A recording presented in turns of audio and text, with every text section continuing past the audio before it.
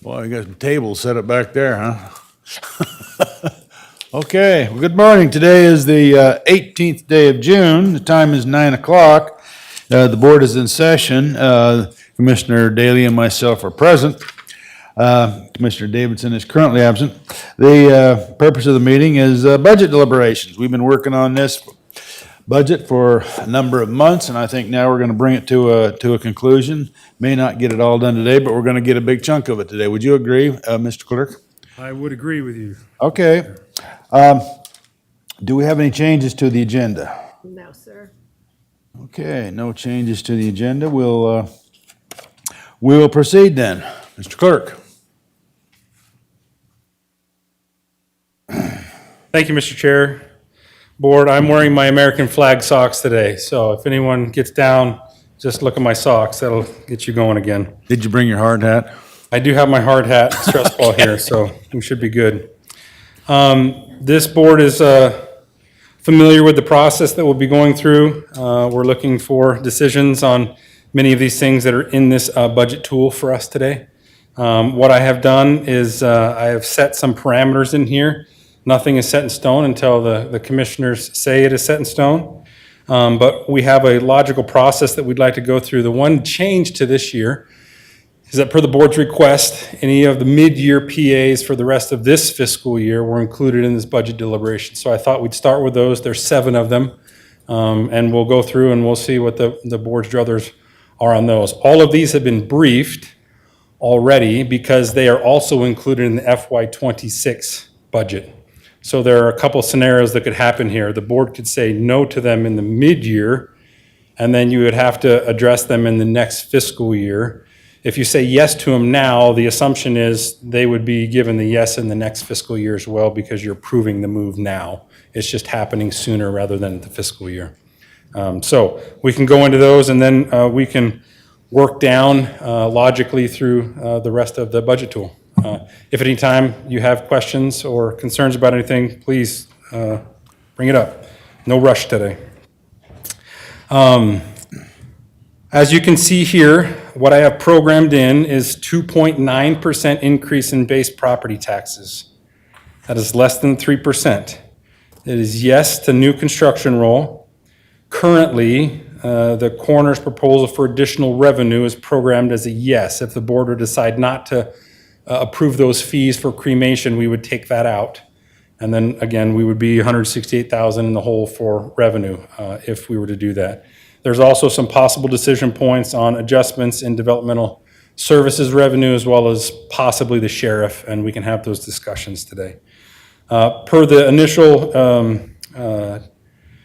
recommendations of HR, our office, and the board, we've programmed in a combined 4% COLA. Right now, it's just listed as 2.5 merit 1.5 COLA, but obviously, we just want to get a ballpark for the 4% of what that would cost us. That obviously can go up and down based off whatever the board's druthers are today, but that's what's programmed in. There's also an $800,000 increase to healthcare premiums for the county's portion, as well as the individual's payment premiums are going up as well.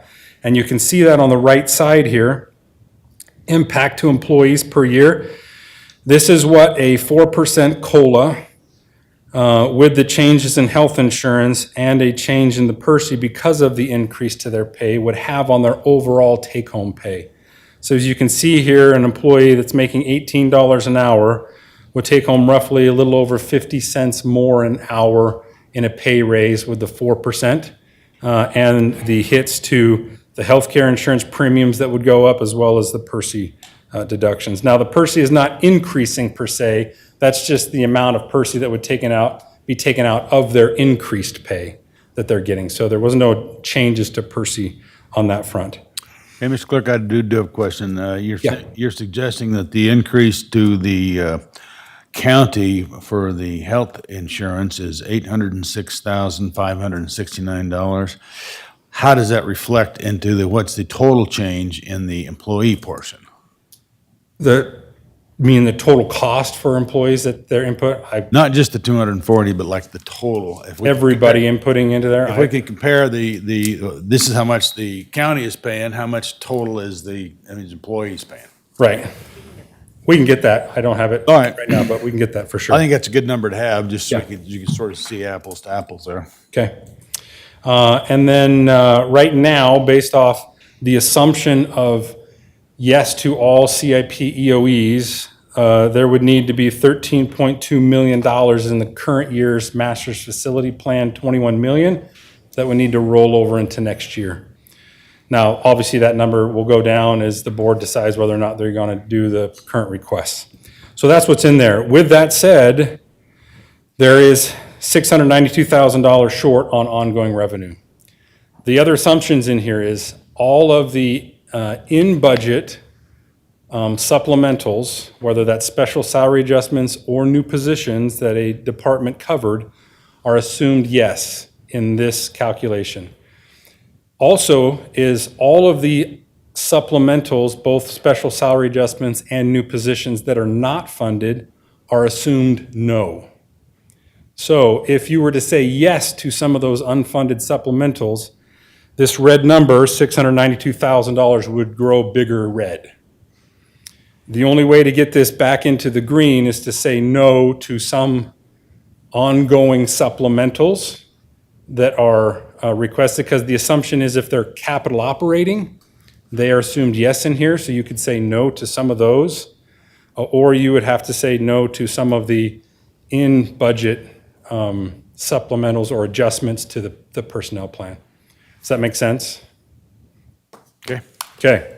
All right. So unless there's any further questions or anything you would like to specifically delve into, obviously the 2.9 can go down as we make cuts and things to that in order to maybe free up some funding for new positions and special salary adjustments or otherwise based off the board's druthers. So to start off with the mid-year, the PA requests here, the first one in here is for the prosecutor. They are taking an attorney 5 and making them chief of staff. As described earlier in the budget process, these were already briefed. The PCN that they're taking this from is they're readjusting a base salary for one PCN down, as well as taking a little bit of money from an underfill on another position and increasing this PCN to be a chief of staff. So it's budget neutral for them. And again, based off the way I described it, they have people tied to PCN. So this person who's tied to this PCN is now becoming a chief of staff. And then there's another position, which is this PCN 006 is being reclassed and resetting the base salary down from 67 to 47, which will have another person in it. So that's how they're accomplishing that. Any questions on this one? No, I don't. Okay. And for record purposes, yes from 2 of at least 3 of the commissioners, and we can move on. Okay, I'll go yes. Yes. Okay. For the next 4, they're in operations. There's a senior project manager, a assistant director for facility maintenance, business operations, and finance manager. The way they are increasing 2 of these positions, the senior project manager and the assistant director for facility maintenance, by 5,000, and these other 2 positions, the business operations and finance manager, by 2,500 apiece. That money is coming from one PCN, which they underfilled. They had it budgeted at 93,000, and it's currently being paid out at 78,000. So that money came out of that PCN, again, budget neutral. And you've heard the justifications and requests from these. All of these, again, have been reviewed by HR. Any questions on any of those 4? I don't have any questions. Anybody else? Okay, so Okay. approve them or not? Yeah. From me. Okay.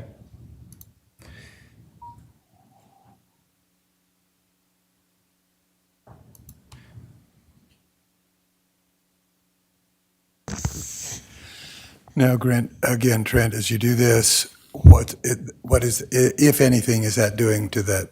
This is doing nothing to it because these are budget neutral. Just makes you understand. These are budget neutral, and they are In the taken current from fiscal year. Other positions. Correct. That's, I just want to make sure that. That's being reduced. The other positions are being reduced, and we're not filling those positions at a higher rate. No. For the solid waste, scale house operator, they're taking it from part-time to a full-time with benefits.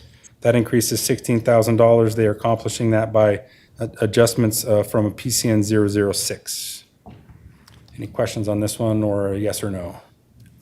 Yeah, that's a yes. And a yes. Yes. Now, For interim events and Western Fair, this is the adjustment to the director's salary. A portion of it's coming out of interim events, and a portion of it is coming out of Western Fair.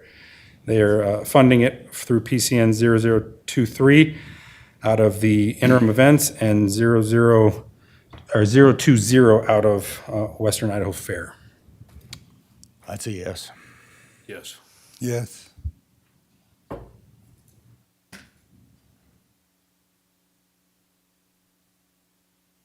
Congratulations, we've made it through our first sheet. How many sheets to go? There's a couple tabs down here. One will probably take longer than all the others. Probably. Here, I thought would be a good idea to discuss the possible revenue changes and get approval for at least locking in the coroner's additional fee.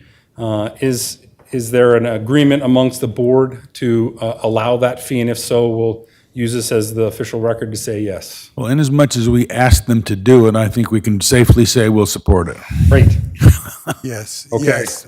Right. And based on their analysis of the, And the analysis of how they arrived at it. how they arrived at it. Okay. So we've locked that in. We had some questions yesterday about development services. Do we want to revisit that, look at their revenue, and make adjustments to it? Mr. Chairman? Yeah, go ahead. Yes, I would like to, in terms of the, like I said yesterday, pie in the sky, is this real based on, and from your perspective as well as development services, and it was 250,000 yesterday, I think. Is that a real figure? Is it more or less? We did another look at it this morning. 275 is the number that the clerk's office feels comfortable with, but I'd have to make sure that I have not run that number past Richard Beck yet. Okay, if we could do that, then Yeah. I would say yes. to Richard it. here? He's got 2 thumbs up in the back, so. Okay, so right. it had to be a yes on the 275 then. That's a yes. Yes. Okay. Money's growing on trees now, just kidding. Now you will see, Anthony, that didn't change the number up top. Change the no to a yes. Oh, I gotta change that to a yes. Nervous there. Boom, the number's getting smaller. We're moving in the right direction. I know the sheriff has been in negotiations with the U.S. Marshal's office about a possible contract. If it's all right with the board, I'd like to have him come up and explain that, specifically the timing, and see what that might look like in the future. Is that okay with the chair? Yeah, sure. Okay. Chair? Good morning, Sheriff. Welcome to the meeting. Morning, thank you, Chair and Commissioners. I don't want to speak too much about it on the record because we are still talking with them, but there will be additional revenue that will come in that we found out as early as yesterday at 9. So we're just trying to contact them and get more than the phone call saying, yeah, we'll do that. So I'm just waiting for a phone call or an electronic something to say, yep, this is the number that we've reached. And then it'll be, that thing will go green. So I'm just waiting to see, and we'll press them pretty hard in the next hour or so. And do they have certain parameters that they can use, the feds, for how much they can pay for county lockups? Yes, there are parameters that they use, and this year we have been more educated into what those parameters actually are. And so that's why the increase, where we charged them a certain rate previously, and now we have realized, no, these things can be figured into that rate, which gets us closer to actual. Now, would that rate change any? Because I noticed just yesterday, the state of Idaho is going to supplement removing individuals that are not citizens to an ICE facility. And I would assume that potentially some of those would come from your jail.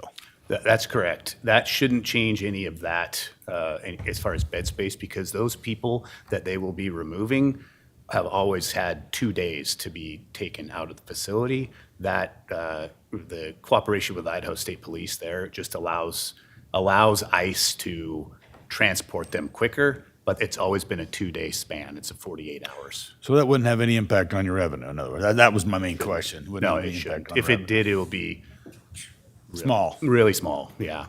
Okay. So do you have any idea how much what the potential, you don't need to say the total dollar amount per day because you're negotiating that, but like a total amount? Yeah, I can tell you right now, looking at the number right there that's in red, it will go green. That makes sense? Oh, it's gonna be more than $417,900? Yeah. Oh, okay. All right. Mr. Chairman? Yeah, go ahead. Just, if we could leave this blank, and then as soon as you get the notification, we can put something in there, if there is something to put in there. And I know they're on a timeline as well. Right. In their minds, timeline, which is soon to have the contract signed. So I imagine we'll get that number. We just got to make sure we get a real hold of the person that says, yep, good to go, thumbs up, here's an email. Okay? Oh, we're starting to get a little movement, by the way, in terms of the state, because the state has way more prisoners in your jail than feds. They do, yes. And there's some indications that that's going to change as well. It could be. But we can't count on that until, And we have seen improvement in the last year or two with numbers improving in our jail. yeah, well, and the higher that dollar amount gets, I think the more motivation they have to get them out. It's possible. So, all right, thank you. Okay, thank you. Thanks.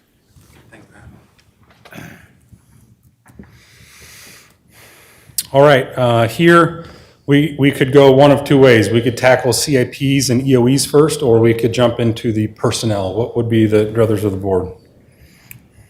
Well, I think we should go with the personnel first. Okay, That's the biggest place, so I think that would be wise as well. you are adventurous men. Okay, for personnel. What I recommend for this is if there are any specific, so there's two things in, really four things. There's gray areas, right? The gray selections, either special salary adjustments to adjust an existing PCN, or it is a new position that is funded within their budget. What I think would be beneficial is if we go through all of those and either get a yes or a no on all of those, and then we come back to the ones that are unfunded and tackle those as well, because one might affect the other. And really the ones within budget are probably the ones that could possibly free up some money for the other unfunded ones. So if that's okay with the board, unless there's something specific you'd like to address right away, we just go through this in order. I think we should go through it in order. Okay? Mr. Chairman? Yeah. And as we go through this, we might want to, like you said, come back and maybe have to address if we need to. Yep. Obviously, the key is if you want to get to funding some unfunded positions, that top red bar needs to be green. Otherwise, it's no use to say yes to any of them because there's no money to do it. For the land records here, appraisal land records, there are a special salary adjustment, a job reclass, promotion, underfills, and a base pay adjustment and a promotion, as well as the red one, which we won't address right now. Currently, it's slated as no.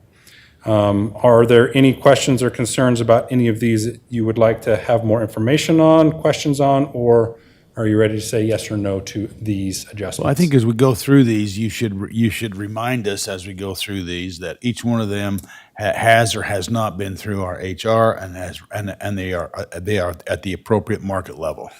I can tell you, I have heard from HR on every single one of the gray ones, and they have approved other than the sheriff's playpan PCNs. Those are the only ones that I have not heard definitively from HR on.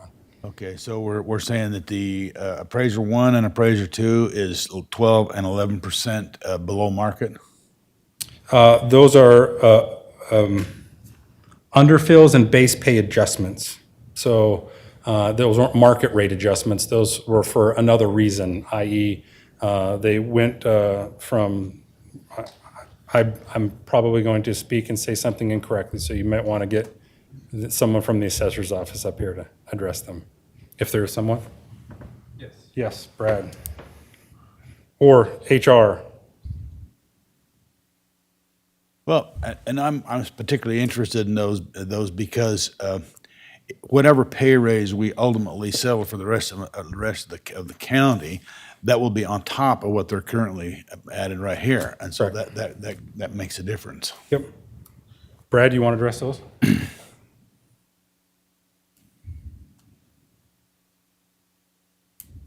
Morning, Commissioners. Good morning. We can go ahead and utilize the, Okay, yeah, put the hard hat on. I got a bigger one up in my office if you want it. yeah, I might need that here in a minute. So we do have some adjustments up there. These are all paid within our budget. We do have some appraisers in here. They're going from a 1 to a 2 and some adjustments. And take, for example, let's see which one. The appraiser 1 and the appraiser 2 in there. Okay. So we have appraiser 1 is hedged to be promoted to appraiser 2 and promotion within the existing system. So essentially, we want to make sure they're equitable with the other appraisers as they're moving around. And I think they're called base pay adjustment, but they are, HR has reviewed these and we are bringing them up equitable. So they would still be entitled to any additional merit or COLA that would be adjusted. So I know that's not a great explanation, but we have reviewed these and they do fall within the parameters. So we have a pretty strict promotion as far as the requirements. They have to meet the ad valorem state certification after 1 year. Okay, any other questions? No, that you asked my question as well in terms of the percentage, the justification for the percentage when HR's reviewed that based on where they are, where they're going, and then on top of that, whatever else we put into the equation for everybody. That is correct. Okay. Thanks, Brad. Thank you. Yeah, I think it's probably important to just remind that these are adjustments to PCNs, not necessarily what an employee is getting. So for instance, the underfill, that is just preparing for sometime within this year that they will receive an additional certification, much like a step plan within the sheriff's office. So any other questions on any of these? Nope. No. Yeses or nos? Okay, I would go for a yes on the, Based on what we just discussed, yes. Okay. Yes.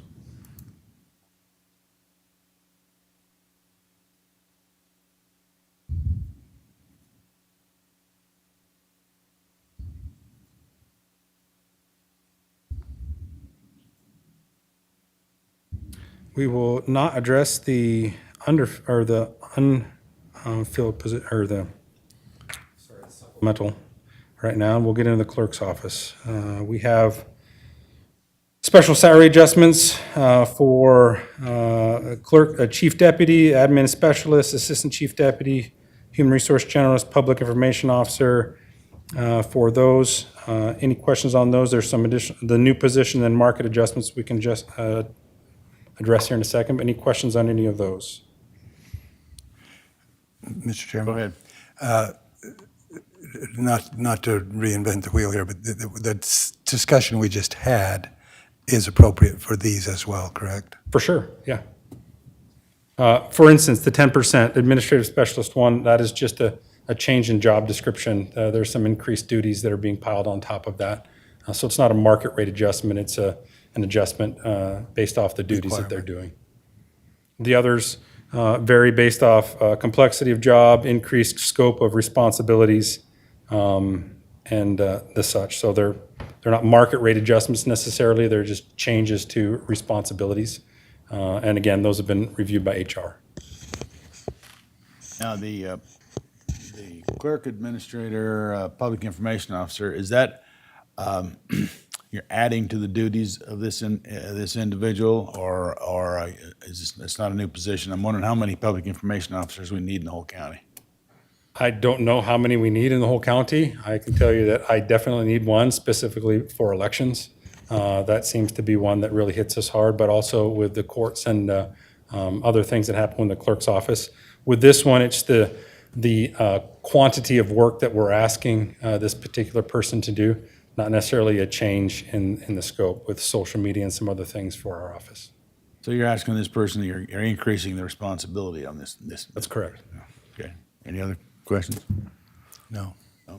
Okay. Okay.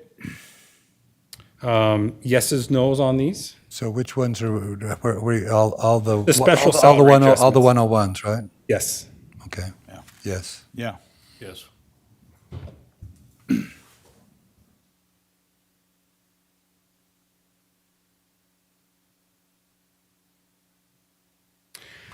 Okay, the new position, case manager for the Board of Community Guardians, that's based off of the increased number of cases that we're taking on. There's a need for it, and our current case managers are worked to the bone right now, and we need an additional one. Again, that's funded within the revenue that we're pulling in for it, so that's that one. Well, now I know maybe this isn't the appropriate time to discuss this, but we've talked to some people that work with the community guardians, and they suggest that it might be time to look at getting their own lawyer, because the lawyers that they get mainly do it pro bono, and so they don't get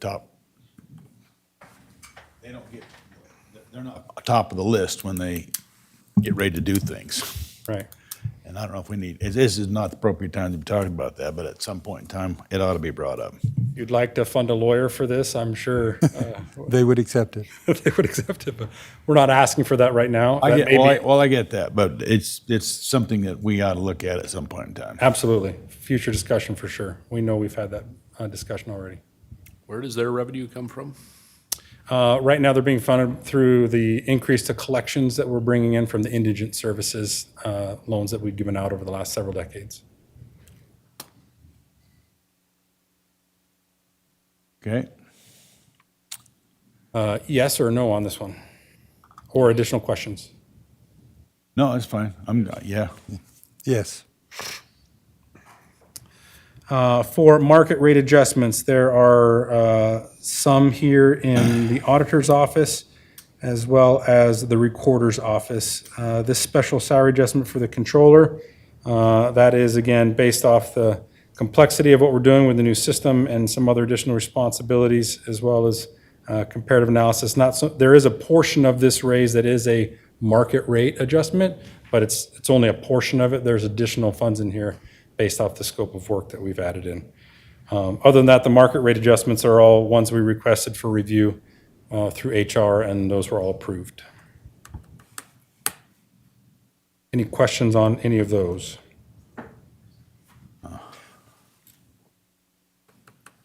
These are all the 461s, right? Yes. Okay. All right. I'm okay. Yes. Yes.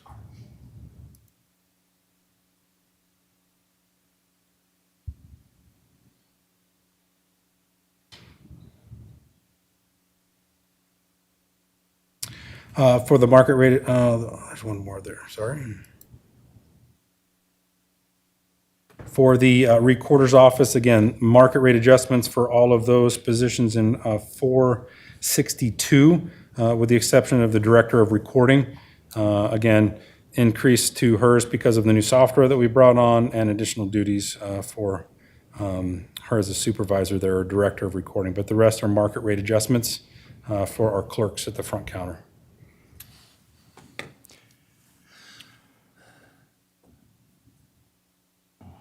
Okay. So that accounts, what they're doing is accounting for the difference in the percentage for market rate adjustment, what, 6, 9, 8? I believe some of that was parity in the market rates, so they don't look at necessarily performance, they just look at job title, job title and description and that, but I could be wrong on that. Bethany, is that correct? Yeah, I'm getting a nod. So that's the way they analyze it. Yeah.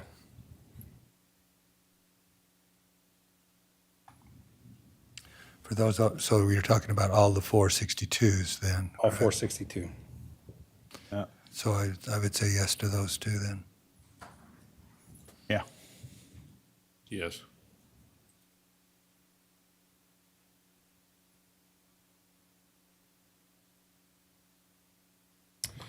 For 463, those are elections. Again, all of those are market rate adjustments with the exception of one election specialist or the two election specialists and the director of elections. Again, same rationale for the other ones. In 463, you'll also see the transfers that came from consolidated, as well as the one new position down here in this position here. So we've already talked about those, right? Any questions on any of those for elections? No questions, unless you do. No, I guess just the same question, and we rely on HR for their Yeah. technical expertise to do this analysis in terms of the parity and all the rest of it, because that's critically important as just Sure. whether a pay raise across the board or what we're talking about here. We need to be fair to all of our employees. Absolutely. So I would say yes to all of those as well. Again, based on those new position, the transfer things that we've already discussed. Yeah. All right. Yes.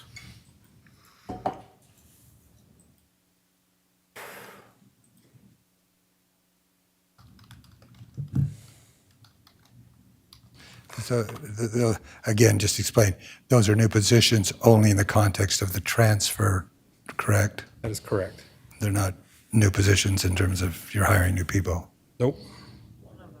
Well, one of them is, the gray Well, one yeah, is. the one, yes. The one in the white there. Okay, for the commissioners.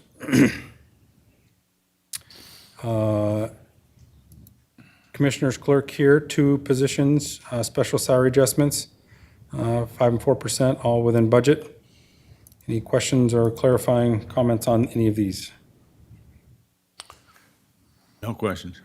Mr. Chairman, that exemplifies what we've just been talking about, is the review for HR in terms of what they're doing, how they're doing it, where they are in their hiring status, et cetera. So that's why we rely on HR to do that analysis for us. So yes on these? Yeah.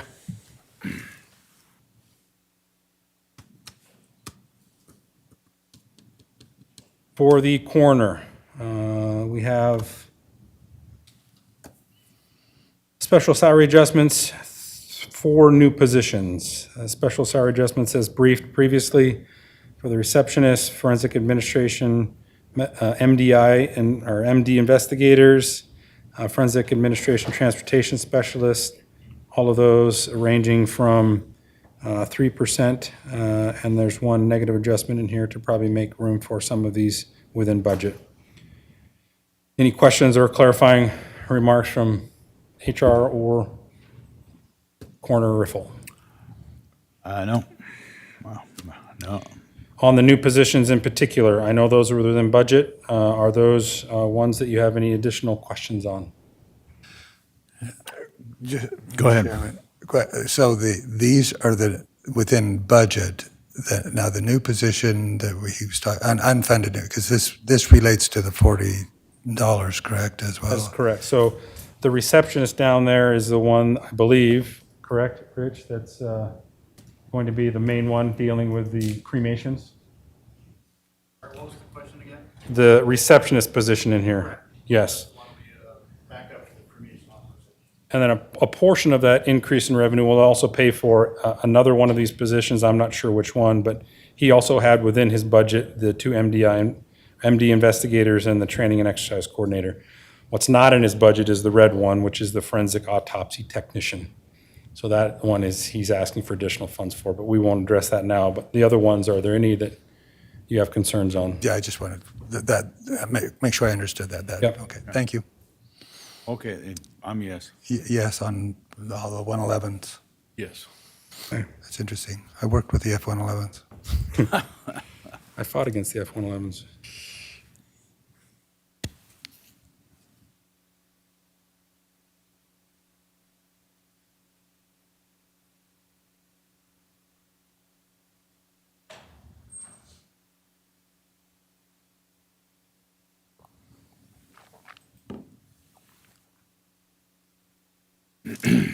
Within the courts, we have special salary adjustments for court clerks 3. Again, these are civil front counter clerks as well as domestic unit clerks. Again, looking at the complexity of the work they're doing and the ability to build in some sort of incentive for people to fill those positions because we have a high turnover rate in them. We'd like to keep them in place a little longer. Those are the reasons for those special salary adjustments. The new position is based off our evaluation we did of the courts and looking at a universal floater that can move between floors. That is a better utilization of that position rather than having a dedicated floor floater. Any questions on those or additional information you would like? All those range from 2% up to 5%. What's that bottom one that you've got annual wage at 52 and the increase at 52 and the total cost 77? That's that new position for the in-court clerk universal floater, which is a floater that backfills when a regularly assigned clerk is not in court. Traditionally, what we've done is we've had clerks that are floaters that are assigned to a specific floor, whether that's the 5th floor, 4th floor, or 2nd floor. Through our evaluation, we've determined we could have a floater that can backfill on any one of the floors, which cuts down on the need for having additional floaters on every floor. So that's the reason for this request. Okay. And so the 77 is a roll-up cost. Yes, that's the cost of the county. The wage would be $52,416 Yeah, the total physical impact would. Yeah. Okay. All right. Yes. Yes? 464. Yes.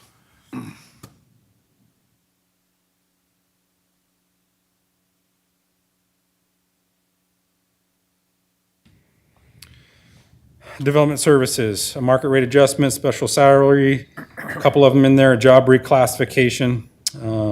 All of those within budget and a special salary adjustments. Several of them in there, ranging from $146, which doesn't even register as a percentage, up to 7%, with one of these job reclasses going down significantly to most likely pay for these other ones. Any questions on those that Richard could answer?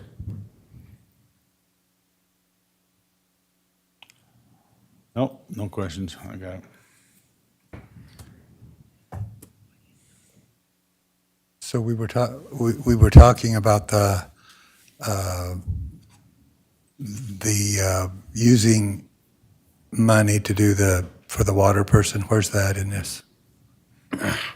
Richard?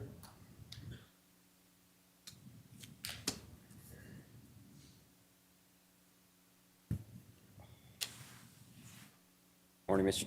Chairman, Commissioners, Commissioner Daly. So to answer your question, the planning and zoning administrator position that's being reduced, what remains will be used to fund that new position to be reclassed, retitled. So that's the money. Okay, that 21%. Okay, thank you.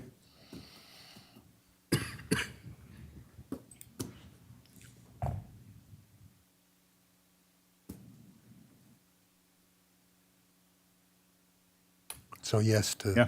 Yep. 114.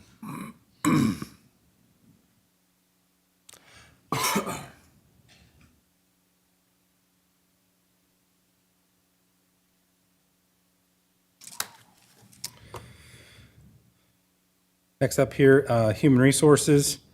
There are three, actually four within budget here. Two market rate adjustments, removal of a position, and a base pay adjustment and a conditional pay for the specialist manager and the administrative investigator and director of human resources. Looks like 2 of those are reductions and 2 are increases, a 5% and a 4% increase, with others being reduced. All within budget, approved by HR for HR. Okay, So this relates to what I think I visited with HR in terms of recalibrating a couple of those positions and then removing the others. Is that? I believe that's what I read in the justifications, but if, Bethany, you want to? I like sitting in the back with these long walks. Chairman, Commissioners, thank you so much. Yeah, in some of our follow-up discussions, the question has been asked where some of ours that are supplemental are filling the funding on some positions where the choice was made to retain our staff versus filling vacant positions that we had. So potentially bringing those back up to full. I wouldn't be doing my job right if I didn't say that I need all of them. Just a stat to offer some insight. When you look at the number of HR staff to total staff of an organization, we're at a 0.91 ratio. We have more employees than City of Boise, and they have 2.09 HR staff per. So we're really just looking at, even if everything was approved, we would also then only be at a 1.05. Industry standard is 1.7 per 100. So I would like to go to the table because, in regards to looking at those, if we don't have everything approved that we've requested, to have an opportunity to not just automatically go with these, but have some further discussion. Thank you. Thank you. thank you.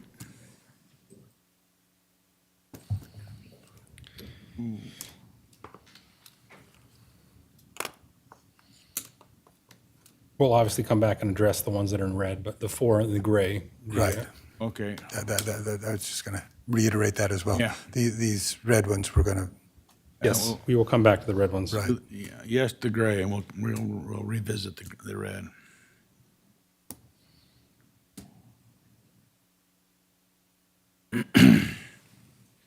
and same, yes to the, Okay.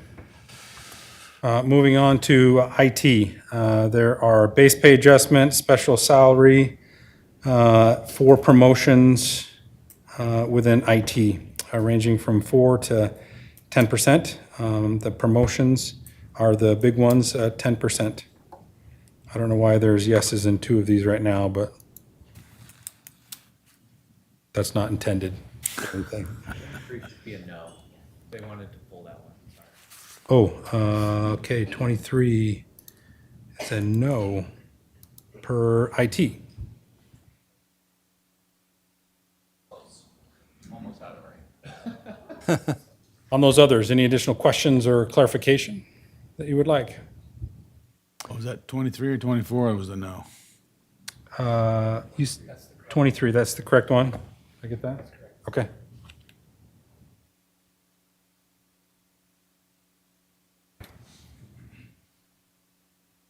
these are, again, not to beat a dead horse, but these have all been reviewed by HR, and That's correct. the numbers are justified in that regard.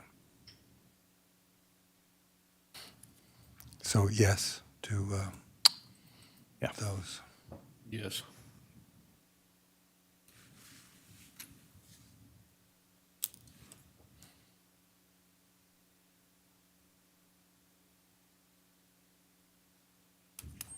Moving on to juvenile. There are a special salary adjustment, a new position, an office administrative coordinator, and several promotions with some job reclassifications in here. It seems like there's several in there. All of those were briefed, and all of these, again, have been through HR and approved. And they range, it looks like there's no ranging in any of these. It looks like a 5% with one removal of an administrative specialist. I believe that was in conjunction to redoing the administrative office coordinator position. And the rest of these are all 5%. Any questions on any of these? Explain the funding. These were found within their budget. I'm not sure, I can't pinpoint if they pulled it out of capital operating to fund these, or it's a combination. It looks like just the one reduction in position for the special, excuse me, the office special, administrative specialist here is down 42, but the other one obviously costs a little bit more than that.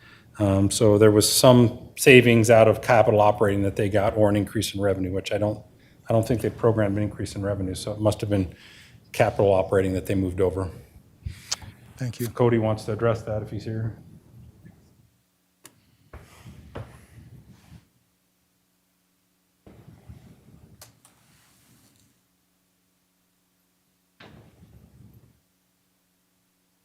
Good morning, Commissioners. Good morning. We had some salary savings in some other areas that was able to allocate into this area for the percentage for the anticipated promotions.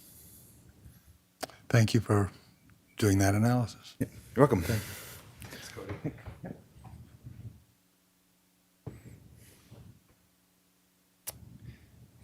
So I got a yes from the. Yes. That's a yes, right? I Yes. just want to make sure. Yes.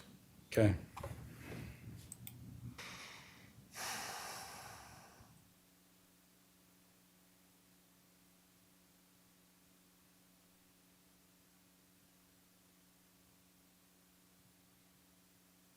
Motor vehicle, there is one promotion in there, a 5% promotion for motor vehicle.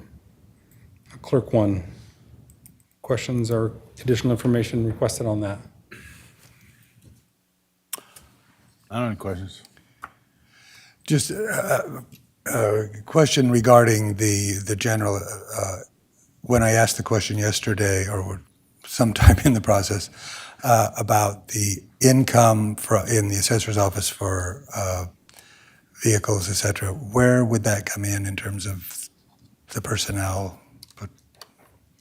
Would it be here, or would it be somewhere else in their assessor's office? If their fees went up, where could they use the money, I guess? This is already funded, I understand that, but. Yes, well, Tim, I'll let you answer that. If there's an increase in revenue for some reason in the assessor's office, where can they use that?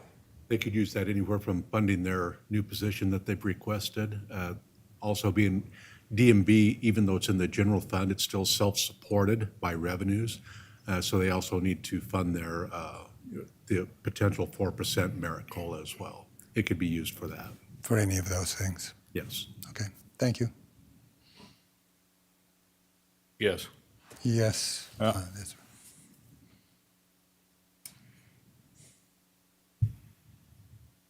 Operations, there are some base pay adjustments, market rate adjustments, underfills. Again, those underfills are for anticipated advances in certificates, or from a maintenance mechanic 1 to a maintenance mechanic 2, those sorts of things. There's, again, market rate adjustments on some of these. For the finance manager and assistant director, on all of those in there, and then they're asking for one unfunded position at the end. So other than that, they're all just special salary adjustments, no new positions, other than the one unfunded.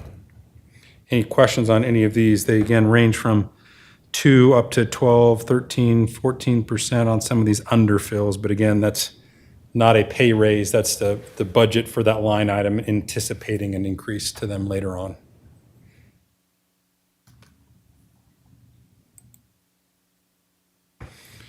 Any additional questions? I think Bob's here. Yeah. No. No, I'm fine. Yes to these are all 110s, right? Yes. Yes. Okay.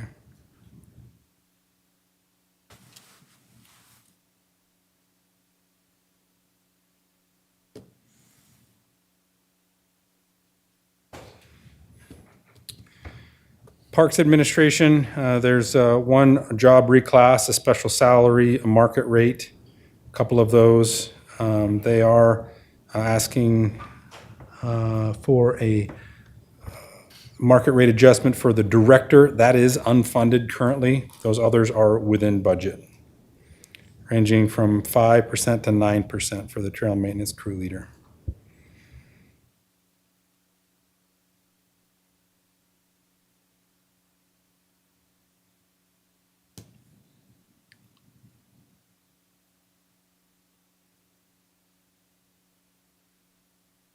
So we're going to come back to the red ones again. The red ones we will come back to. We're not deciding on that now. Yes. Yes. Yes.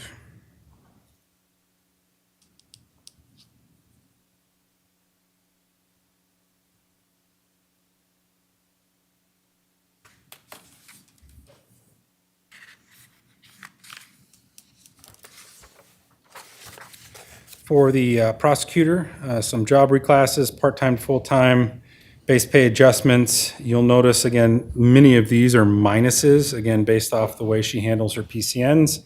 She's adjusting PCN down as she adjusts PCNs up. All of these are budget neutral.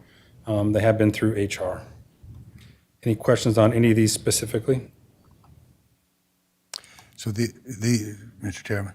Right. So these are what we were talking about yesterday in terms of that overall figure where you said it was an increase, but this reflects the decreases and the increases, That's correct. and that they net out. Yesterday, what you saw with mid-year, we only showed the increase to salaries in those positions, but there was an offsetting reduction in other positions. Here you see all of it, which is, again, moving those between PCNs to make them right. So I'd say yes to all of 105 as well. Could I ask about the IPAA Executive Director? I'm assuming that's Idaho Prosecuting Attorneys Association. And I'm just curious how that position works. If I don't know how that position works, and I know Jan is at a meeting this morning. I'm sure she'd love to answer that question when she's back this afternoon, unless someone else wants to answer it. The IPA director is a contract position that we get revenue from, so it's a net zero.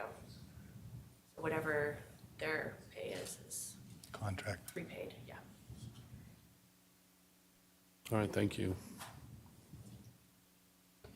Any other questions on these? Nope. No. Yes to the thing, no to the question. Perfect. Yes.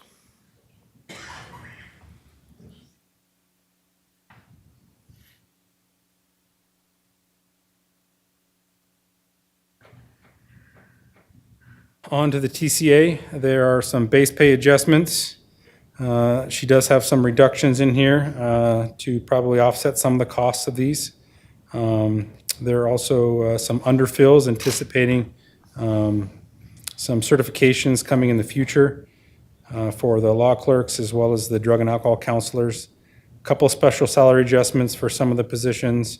And then she has funded 3 new positions. They're not necessarily additions to the overall number, just they're ARPA funded previously, so they're moving from ARPA funding to within her budget. She does have one supplemental unfunded request there for a marshal as well. Any questions or additional information you would like on any of these positions or adjustments?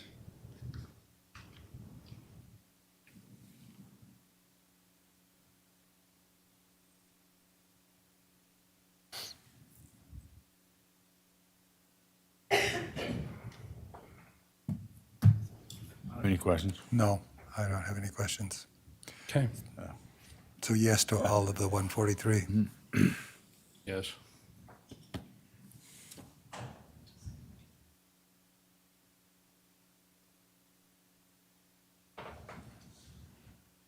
All right, now there's several line items within the sheriff's budget. All of them have been briefed. I will just give you a quick overview of what it looks like in here. Based off the budget, many of these alternating red and gray lines are associated with the pay plan PCNs. And what they've done is they've asked for a 2% special salary increase for those positions that they have funded within budget. And then they have asked for an additional 2.2% for those same positions. So it looks like there's more than there actually is, but it's just split into two different requests. One is the in-funded one and one is the unfunded one. And then there's others within here for chief deputies, the sheriff, and then there's a new position for chief deputy, special salary adjustments for the sheriff, as well as some unfunded new positions that you can see down here for some various positions, including patrol deputies. And then there are some misdemeanor probations. These misdemeanor probations are unfunded currently. These have been through HR and reviewed, and I believe approved in the misdemeanor probation. These special salary adjustments for the sheriff and the new position, I think, have also been through HR. The rest of these, I think HR has them, but as you heard yesterday, I don't know that they've had enough time to review them. Okay. So that's what all of these are. I don't know why they're currently yes, other than I probably had to go back in and change them all to yes, and this is going to be a nightmare to change them all if you want to change any of these. But we can do that. That's not a problem. Are there any questions on any of these positions, whether they're the funded new position of chief deputy, the special salary adjustments for positions outside of the pay plan PCNs or the pay plan PCNs? Well, I think we can start off with, I think we need to wait until the end of this process to go into the elected official salaries. Okay. That would include the sheriff. That one's currently a blank, so we will leave that blank until the very end. Yeah. And There's the new position for chief deputy in here that is within the budget. How is that different from the chief deputy sheriff? Is the chief deputy over a different division? I believe they're both chief deputies. One is a salary increase, the one is a new position. So they're asking for an additional new chief deputy. Is that correct, Sheriff? I want to make sure I get that right. Thumbs up, yeah.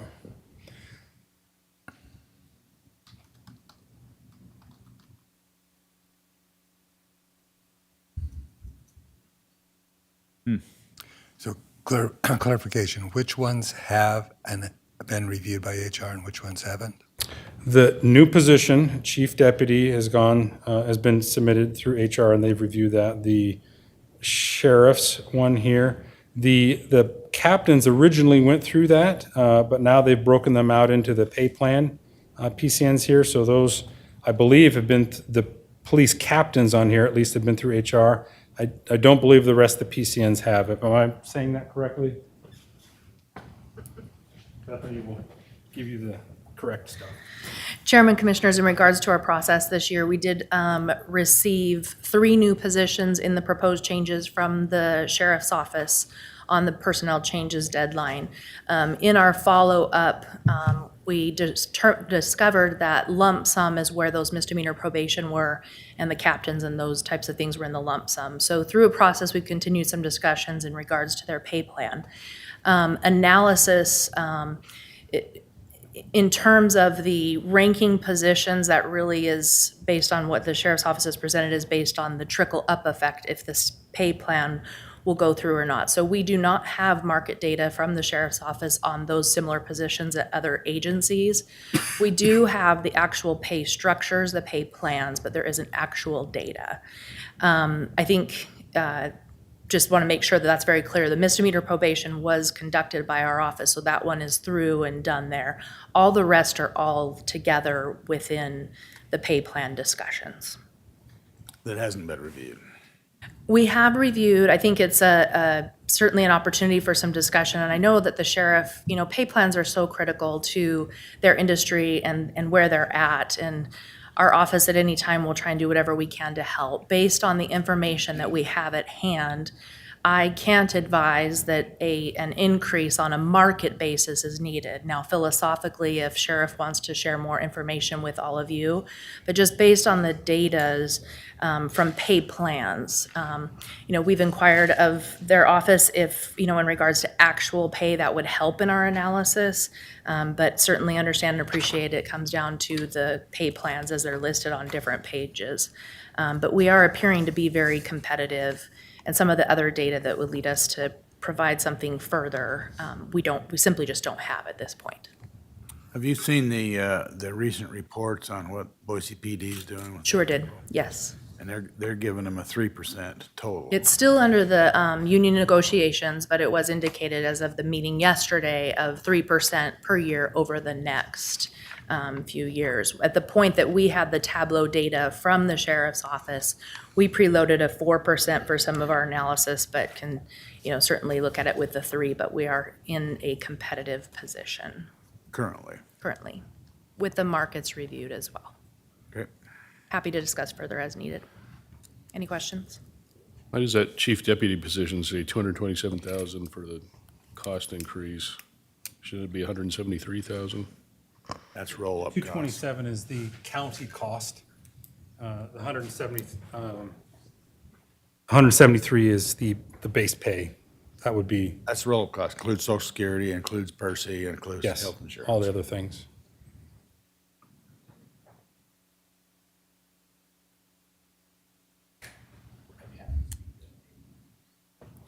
Would you like to hear from the sheriff? Has some questions from him.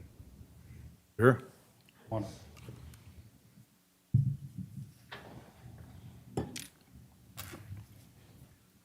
Chair and Commissioner, so I do want to speak to the pay plan, and I appreciate Bethany's team looking at that.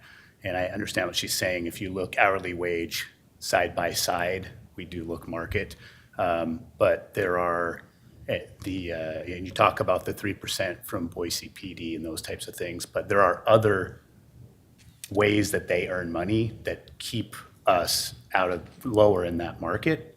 And we're not asking to earn money in those ways, but, or Chris, you want to come up and, I'm gonna have one of my data analytics guys come up and speak a little bit to that.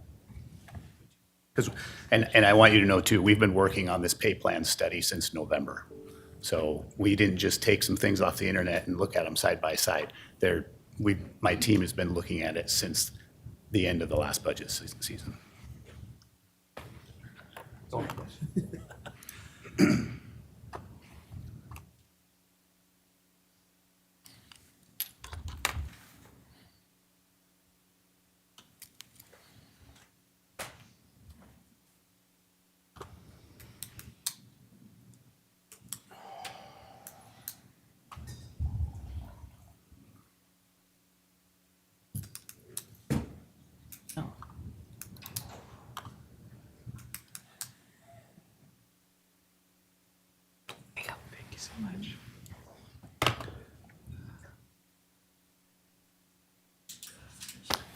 Chairman, Commissioners, thank you.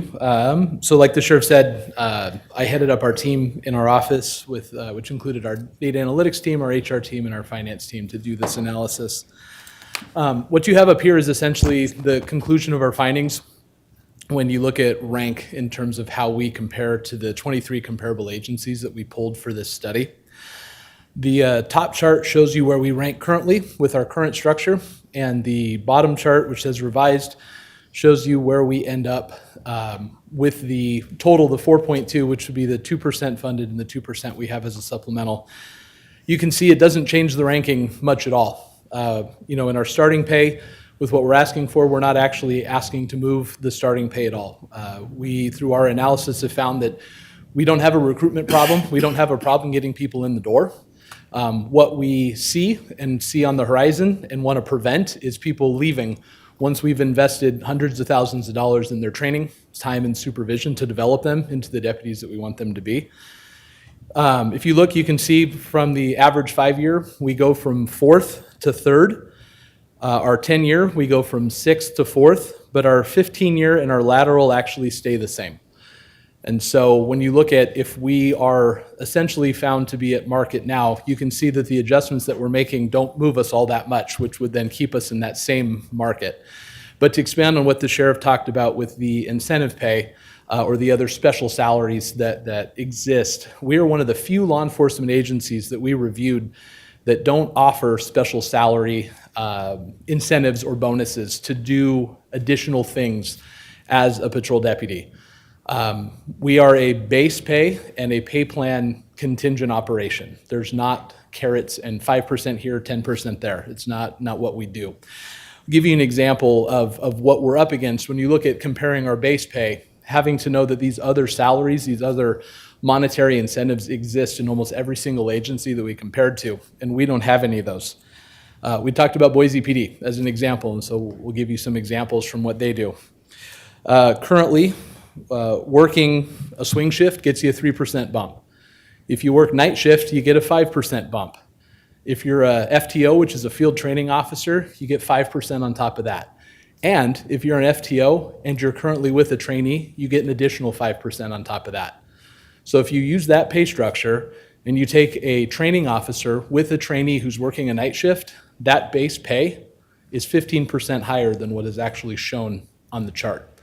We don't offer any of those. We build those in to our structure and really believe in developing a culture of deputies who do the work that they do because that's what they believe in doing, not because of the carrots that exist or the extra pay here and there. So when you look at the base pay and saying that we're in market, you also have to consider that there are those other things out there, those incentives. I listed a couple, but there are several. Special duty assignments, being on SWAT as an example. For us, it's a collateral duty that you sign up for. For a lot of other agencies, it's an additional pay increase that we don't have. And there's a list of those that we could go through. So any questions on that I could answer for you? What's your turnover rate? The turnover rate right now, what I can tell you is since our detention pay plan was done in FY23, we have lost 5 deputies from our operation to other agencies because of other compensation. So it's 5 so far in a little over 18 months. So we're experiencing it now. What we are trying to do is be proactive in preventing that from happening more. If you look at what it costs us, the county, to get a new deputy through the academy and through training, in addition to the cost that we lose when a 10-year deputy walks out the door, that number is close to $380,000. That's academy time, field training time, and all of the continuing education that we talked about last week with our block training. That's a lot of money that walks out the door when we lose somebody who's been with us for 10 years, basically in the middle of their career. So what we're trying to do with this pay plan is read the tea leaves that are happening. We've experienced this before, where we lost nearly a dozen deputies because of a pay increase that happened in our partner agency. We don't want to let that happen again because while the upfront cost might seem minimal, if you look at the cost of losing all of the training we've invested, but also the experience that walks out the door, the cost is pretty extraordinary to both the county, but also to the citizens of the county. Mr. Chairman? Yeah, go ahead. Excuse me, if you look at their base salary and then their end of year salary with premium pay and overtime pay, et cetera, how does that fit into the rankings? So, and HR alluded to this where we didn't pull actual pay data, and we actually have a reason for that. When you pull actual pay data, so actually, payroll, paycheck information, what you then have to control for when you do the analysis is overtime, which exists in every agency. So overtime is going to be a thing whether it's us or Boise or Jefferson County, Colorado. So you've got to control for overtime, but you also have to control for all of those incentives. You have to control for those extra 5%, 3% that we don't have. So when you take a 10-year patrol deputy that works for the sheriff's office, you know their base salary. And when you take a 10-year police officer that, again, we're talking about Boise, so that works for Boise PD, we know their base salary. But when you then go compare paycheck to paycheck, we don't know what other carrots are going to be attached to that. And so we opted to not compare paycheck to paycheck because we're bringing in variables that we currently don't have and that we're not asking for. We're trying to make an adjustment based solely on the pay plan because that's all we have. We just have the pay plan. We don't have the incentives. Mr. Chairman, another Yeah, question. go ahead. So in your pay plan, is everybody on a 2080 annual hourly fixed? In other words, they're on a 40-hour week, 2080 annual hours? So being 7K employees, they are a little bit different. So they don't work the traditional schedule. We have some that will be at a 2080. Our jail deputies, for example, are at a 2220 because of their schedule with a 4 on, 4 off. Patrol is a little bit different. They're a 4 on, 4 off, 5 on, 5 off with the training day built into that schedule. So their schedule looks a little bit different than your traditional hourly employee as 7K. So it is a little bit different, but that's going to be consistent across law enforcement. The schedules might look a little bit different. How we structure our times and schedules will look different than our partners, but the base structure of it would be pretty much the same. A follow-up? Go ahead. So if they're on a 10-hour day, then and they wanted overtime, they could take overtime or premium pay in that same week, It would be within the pay period. or in Correct, in yeah. the pay period. So they could do that and increase their salary. They could, yeah, and overtime again is it's a part of our operation. Overtime, the sheriff mentioned it in his presentation. When it's 5, some of us get to clock out. Those guys don't. They get to leave when the job's done. So sometimes it happens, and we see it. When we look at our payroll data, overtime ebbs and flows, 100%. Do you want to add anything to that, or? Yeah, and I wasn't sure if what you're getting at, the 2080, the patrol does work the 2080, but because they're 7K exempt, they'll have one paycheck that's got 64 and a half hours on it, one that has 95 and a half hours on it. That doesn't mean that they get overtime above the 80 hours on that paycheck. That's what that 7K exempt means, and it's because of our industry and how we work. So they don't have overtime built in to that 2080 hours. I don't know if that was the question you had. That was part of my question, how that all fits together in your Yeah. pay plan, I guess Yeah, is my question. and that's that 7K piece. One of the things that Chris, he talks about these extra incentives, but we are seeing, deputies that they're smarter at math than you think. That they are sitting down and figuring over my career, what does this do for my Percy? The city gives BPD 6+% in their deferred comp, whether they choose to apply any money. So they dump money into deferred comp that they don't even have to contribute to. So they're doing that math. We're not asking for that, but they're doing that math to say over the course of even if I finish my career there over 10 years, I'm going to make a lot more money, and my retirement I will live better in retirement. So that's kind of what we're battling. Like Chris said, we're not asking for those things because we do have a culture of, we want you to do this because you want to do it, and we also don't want to create that the people that are the have-nots and the haves, right? So your SWAT guy that's got a trainee and is working graveyard that's earning 15% more than everyone else, or some cases 20. There's the haves, right? Well, I need to get selected for this group so I can be in the group and make more money. We don't want to do that. But to remain competitive, if you look at the chart, especially the one on the bottom, if we apply that 4.2, we're still competitive. It doesn't put us on top of anything, but it at least keeps us competitive. Okay.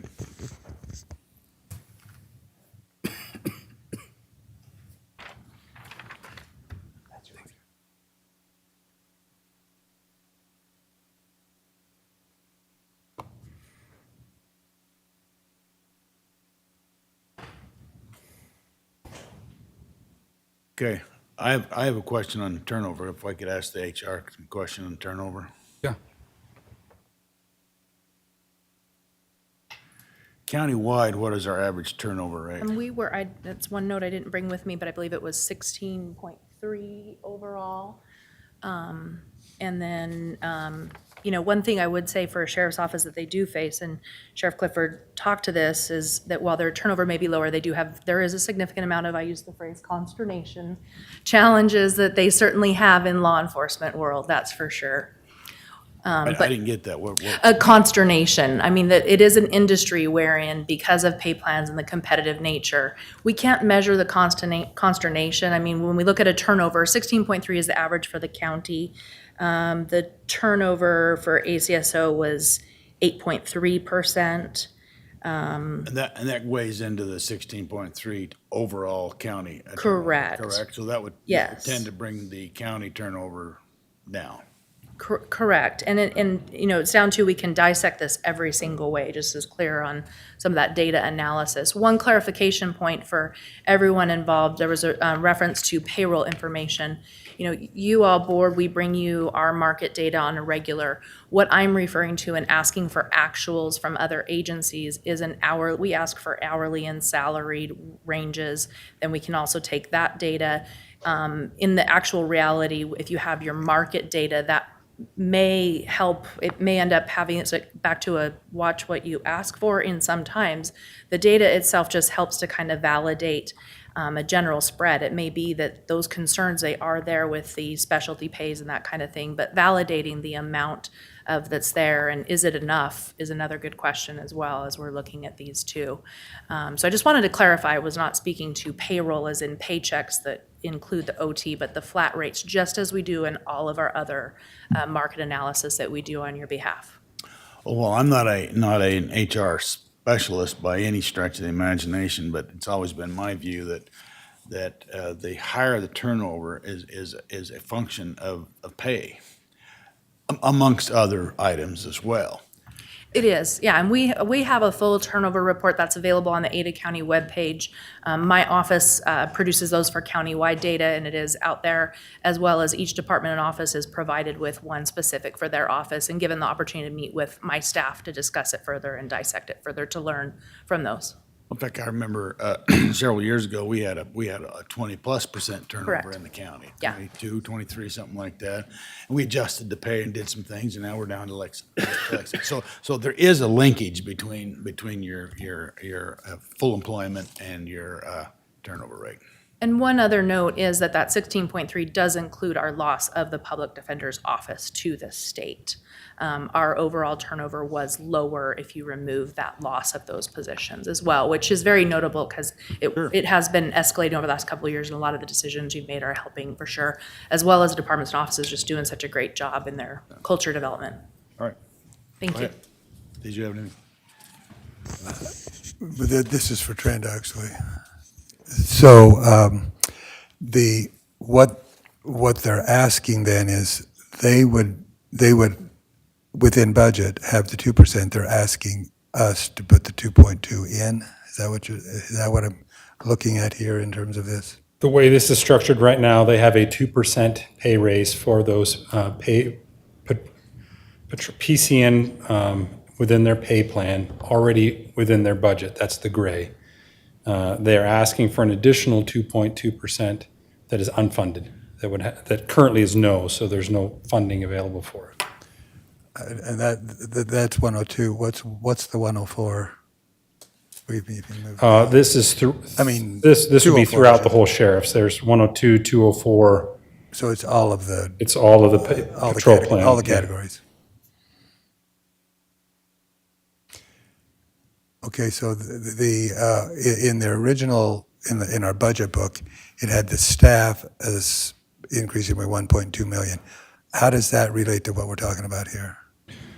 Well, we have gone through, and the numbers had to be adjusted based off some things that we found in HCM. So they went back and they reallocated some of the funds that they had available, which they didn't have before, broke it out by PCN rather than the one lump sum.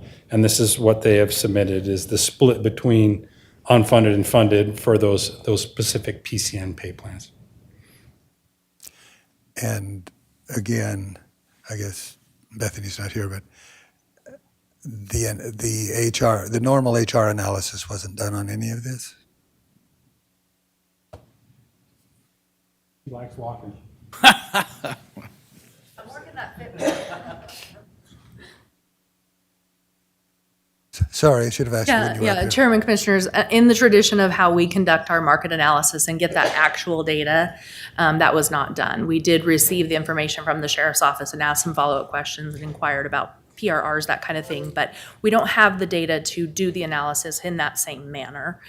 We have done our best to look at what they've provided and with the pay plans to provide some insights and whatnot, but it really, from our position, is a decision for discussion between you and the sheriff further on that matter. I can't advocate one direction or the other. The data itself may very well be that we came back with something that's possibly even more different. We just don't know without the actuals. Yeah, that was my question, whether, how deep you had gotten into the Yeah, analysis. no, we didn't have the Tableau information until last Tuesday. So we've done what we can with that data and have a summary document being put together or whatnot. But what I've represented today is accurate of what will be in there too. Thank you. Okay, thank you.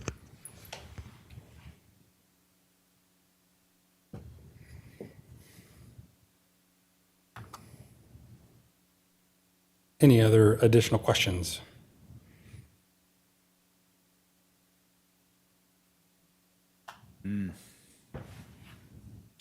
I don't have any additional questions unless somebody else does.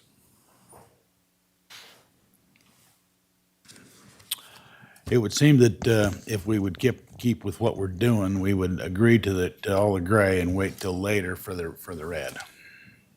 Would that be, that's kind of what we've been doing. That is what we have been doing, yes. Yeah. So that, Mr. Chairman, so that keeps us, that doesn't change the line at the top. That does not change the line at the top.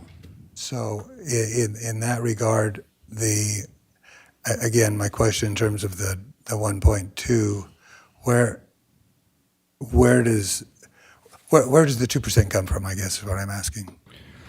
The 1.2 was in the original budget submission. That didn't account for some of the discrepancies that we found within HCM. So when you back that number off, really, for instance, if you were to say no to these 2% increases that they have within their budget, the total cost of that is only $362,172.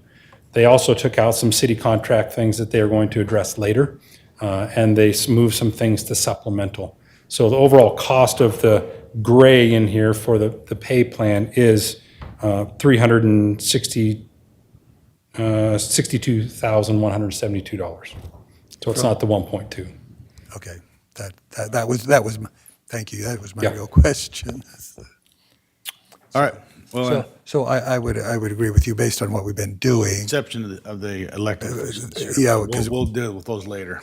which is not in the, he already has that as a blank spot, so, right, correct? That's You didn't correct. put- The sheriff, and then there's this new position for a chief deputy.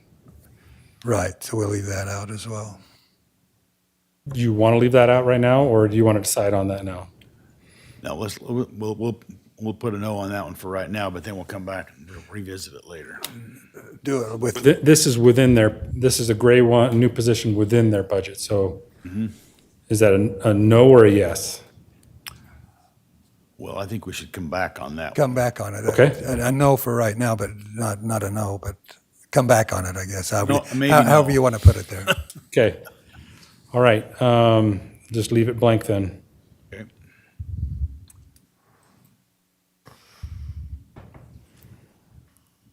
I got to say yes to this one, Anthony, right? That's part of the pay plan changes, so we should. Okay.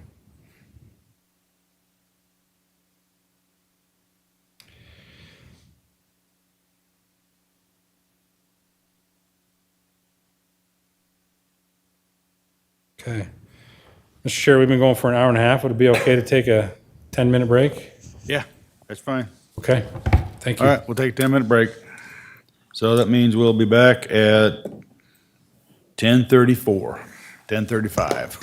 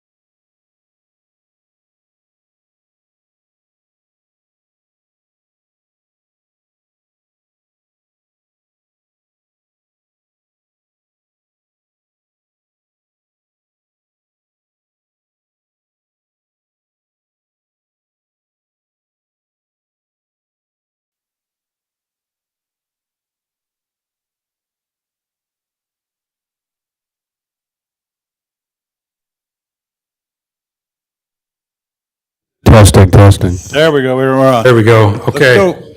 Thank you, Mr. Chair. Now that we're beyond the sheriff, for now, we will move into weed. As mentioned yesterday, weed, pest, and mosquito have these market rate adjustments and job reclasses across all three of them. The percentage that you see here accounts for all three. So it's the overall percentage of these increases are the same regardless of the split between the three. So do you have any questions on these market rate adjustments that are, again, within budget, HR approved these for those weed here? Okay.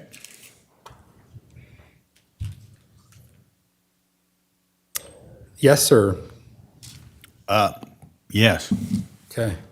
No questions, again, with the same provisos that you've already given us as the 11, the 8, the 6, all of those are under the same criteria, so I say yes.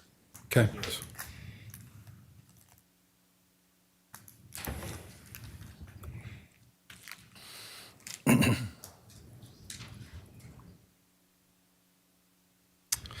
All right, and to consolidated, I actually put one yes there, sorry.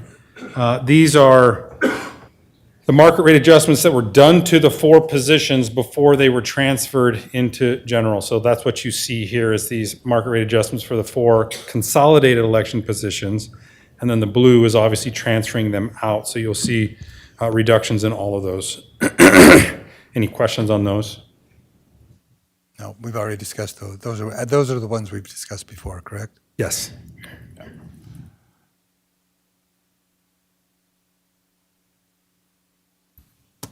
Emergency communications, special salary adjustment in here for the public safety radio administrator.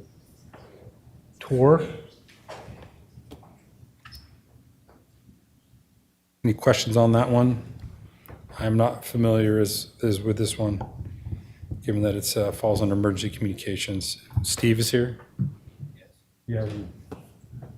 Do you have any questions on this? Sorry.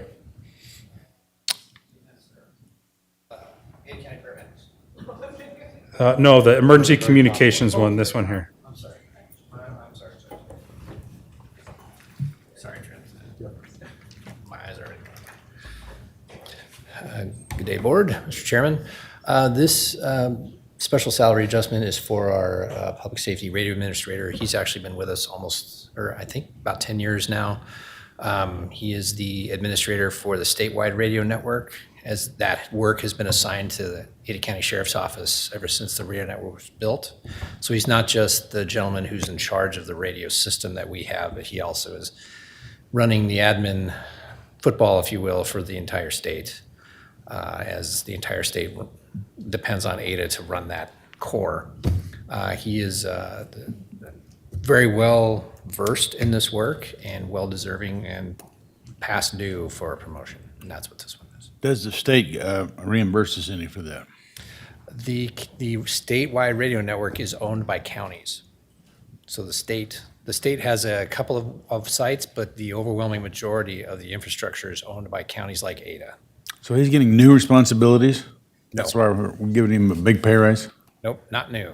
He's had these responsibilities, and it's been the responsibility of the sheriff's office since that network went live sometime in the mid-2000s. Okay, any other questions? Go ahead. Just an amplification, to clarification, I guess.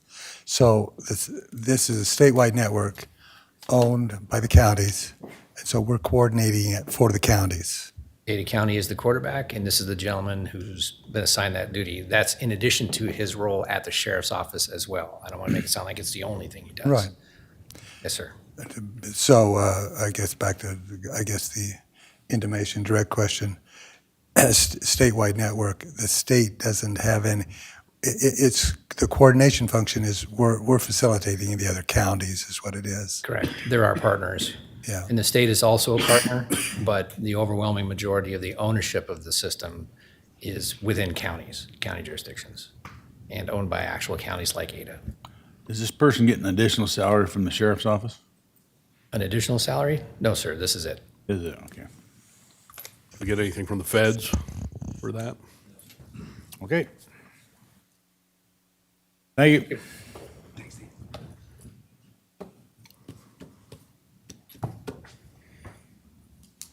All right. All right. Yeah. I'll do a yes.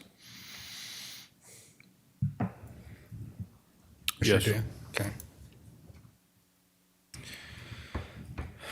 Next up, EMS. Several underfills, some base pay adjustments, some job reclassifications, and several new positions, all within budget. The underfills are, again, anticipating advancement for their EMTs and AEMTs and other things like that. Any questions on any of these?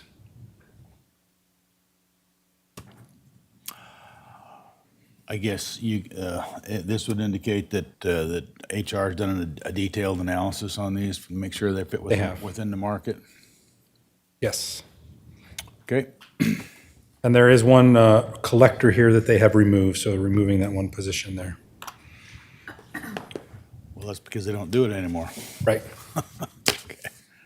Okay. All right. I'm good for it. Yes to 132. Yes.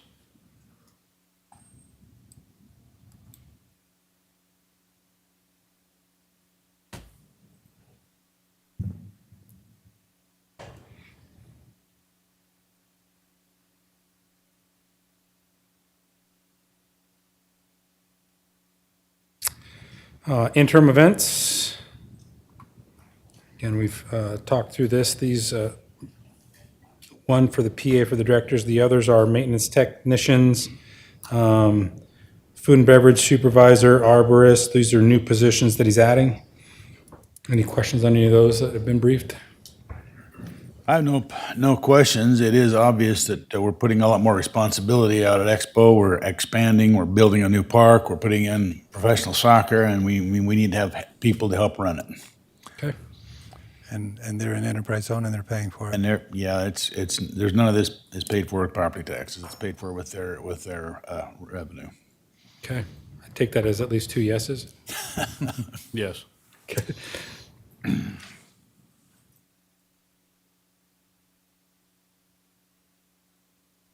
Mosquito, same conversation about weed. So mosquito and pest both here. All of these are, not all of them, most of them are duplicates from what I described before. There are no new positions in here, just market rate adjustments and one job reclass. And HR has reviewed. Yes. Yes Yeah. to 140.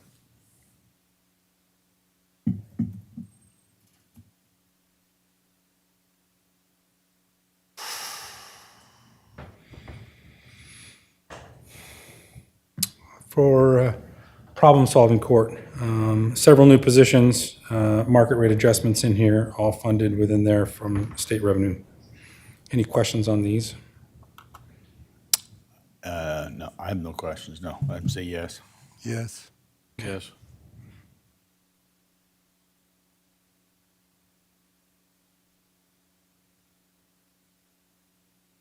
Solid waste, scale-less operator, the PA we've already addressed. The environmental compliance technician and 2 landfill techs and heavy equipment operators, promotions and base pay adjustments. Any questions on those, ranging from 4 to 8% there? Yes. Yes, 152. Yes.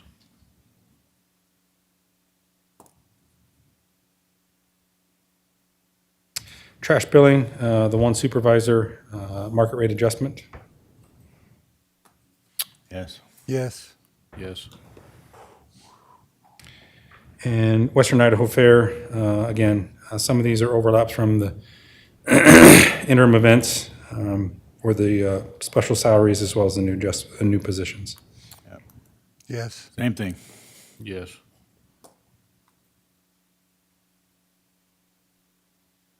All right, Commissioners, Mr. Chair, we have made it through all the gray ones, except the 2 that are blank in the sheriff's office. We have still $408,000 in the hole here. And would you like to start going through the red ones? Or would you like to try to figure out how to get it in green so that you could possibly say yes to some of the red ones. Well, I think we should go to some of the other projects first. Okay. And then come back to this one. See All right. see if we can get into the green. Okay, so with that, the other place we can make movements here for that bar is in the supplementals, the capital operating supplementals.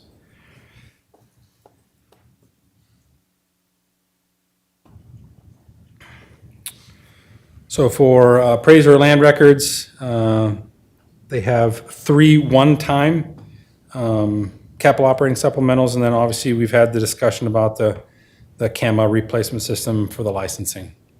Any additional information or questions you have on any of these?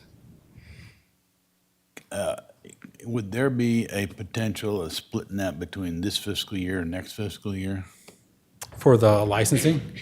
Yeah. Yes, there's always that potential. My recommendation on that is if you are not wanting to do it as ongoing for licensing, we could probably do it for one time, for 1 year, before we had a really solid idea of what those licensings would cost, because I think right now there's a big question mark on that.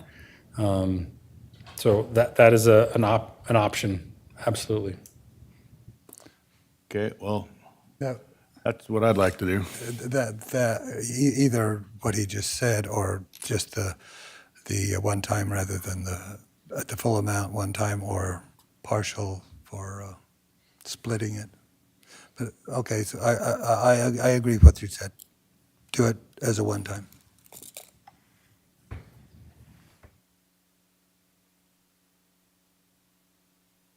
See what that does.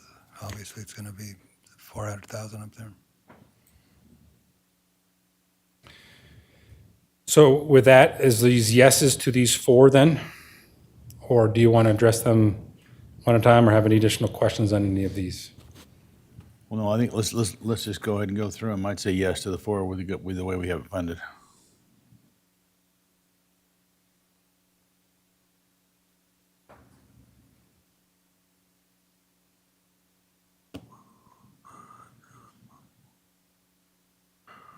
For the commissioners, we have 2 one-times in there.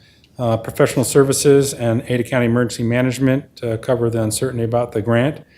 These others for Humane Society, Compass Call, Terry Riley, and Valley Regional Transit are all ongoing requests for increases to those services. Any questions or discussion on these that you would like to have? So Well, yeah, go ahead. these amounts here are increases, correct? I believe the that's increase. true. Yes. Yeah. So, and looking at the percentages, Valley Regional Transit as an example, moving that down to, what would be the increase? Right now, we're doing at 133 in 2025. And our budgeted was 204. I guess I'm confused on how you have it listed here. Well, for FY25, we give Valley Regional Transit 133,000. 33. They're asking for 204,000 now. And I don't think that's justified. I think I'd be happy just with the 133. So I guess that's the 71, I guess that's what I was, So in this instance, what you're saying is zero that out? That's right. yes. That's what I say. Or, Do we have 2 more votes for it? yes. I would It doesn't actually zero it out. It puts it back to 133. The increase is not approved, essentially. Yes. I guess that's what I wanted to clarify, because Yes. looking here, it looks like we're giving them nothing, Yeah, but we're no, not. it's not zeroed out because it's 133 as opposed to. Correct, sorry. 204. Yeah, so the increase is not. Increase is zeroed, Yeah. yeah. Yes. Do I just put that as zero? Put in no. Okay, that's the easier way.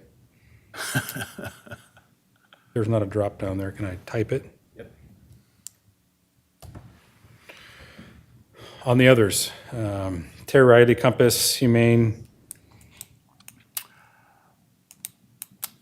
Well, we have no choice with if we're going to stay with Compass, that is just the population base.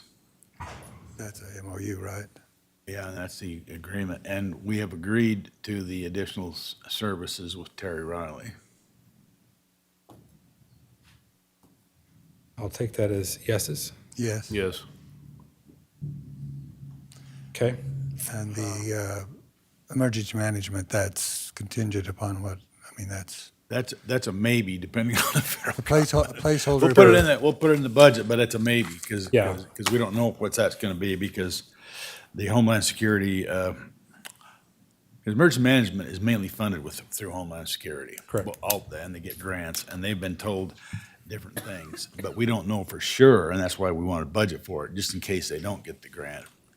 And that's for their operations, it's not for the other projects that they do. We've got it listed as one time, so it's a backup essentially for if the grant Right. doesn't come through. So it wouldn't affect the green line Right. up here to say no or yes on it, but I take that as a yes then from. Yes. Yeah. Okay.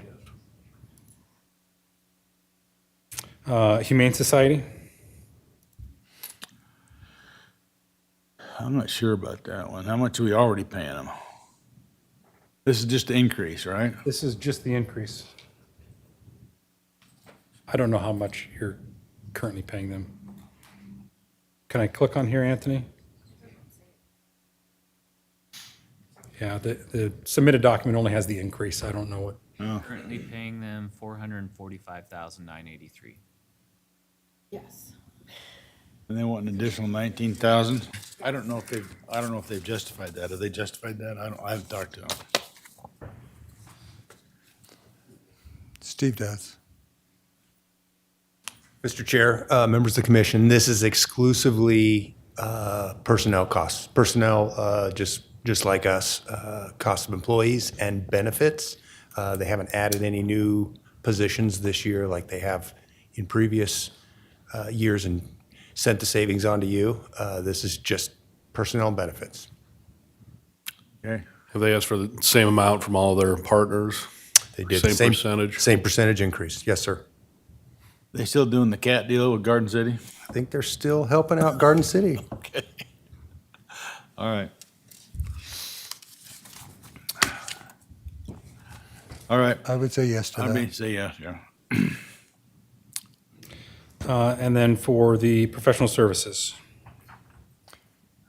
Well, again, that's a. it's a one-time. Yeah, it's one time. Yeah, yes, for that. That's a one-time, yes. Yes. Yes.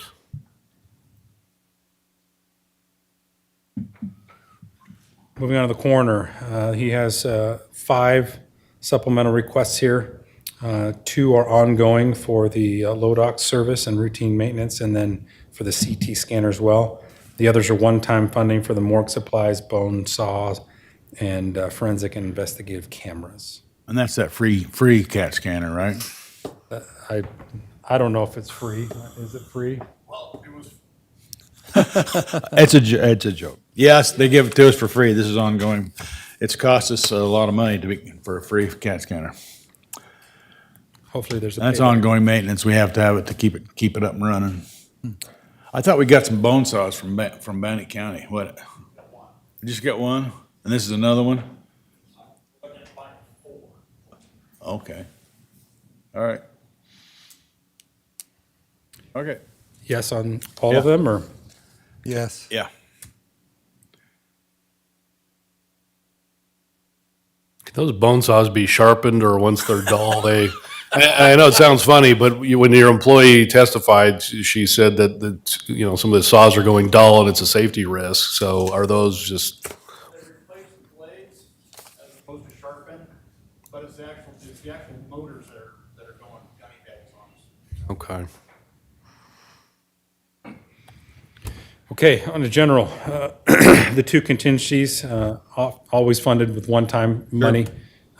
These are the maternity leave for the personnel, as well as some contingency and percentage of the 2% holdback. And then obviously contingency for operating and capital needs throughout the year. Okay. Yeah. Yes. Yes.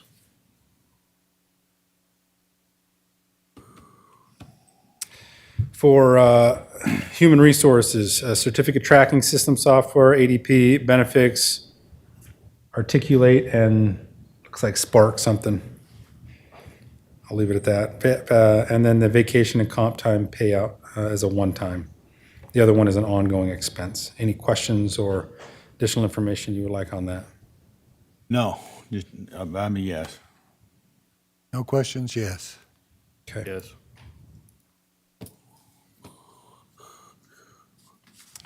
For IT, several in here for software subscriptions. I believe most of these are just for increases to some of the existing software.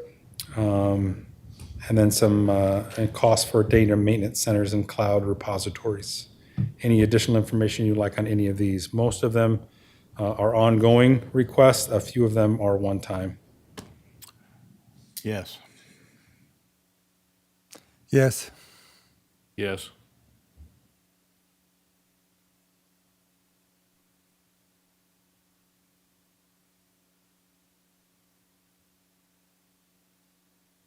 For juvenile, two ongoing and one-time request. Medical supplies and drugs, and then mental health and services are ongoing with $8,000 for juvenile PREA audit fees. Yes. Yes. Yes.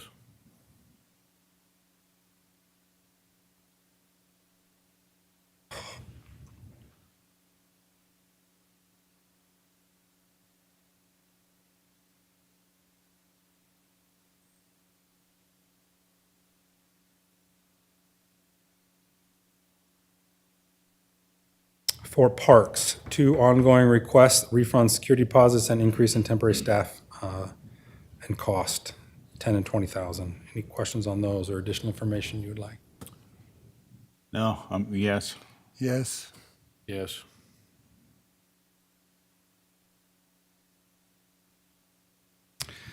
Procurement, computer and office equipment for one new buyer. Right now, that's zeroed out. If you were to approve the unfunded request that he has in there, this would populate with some money that would be needed for that.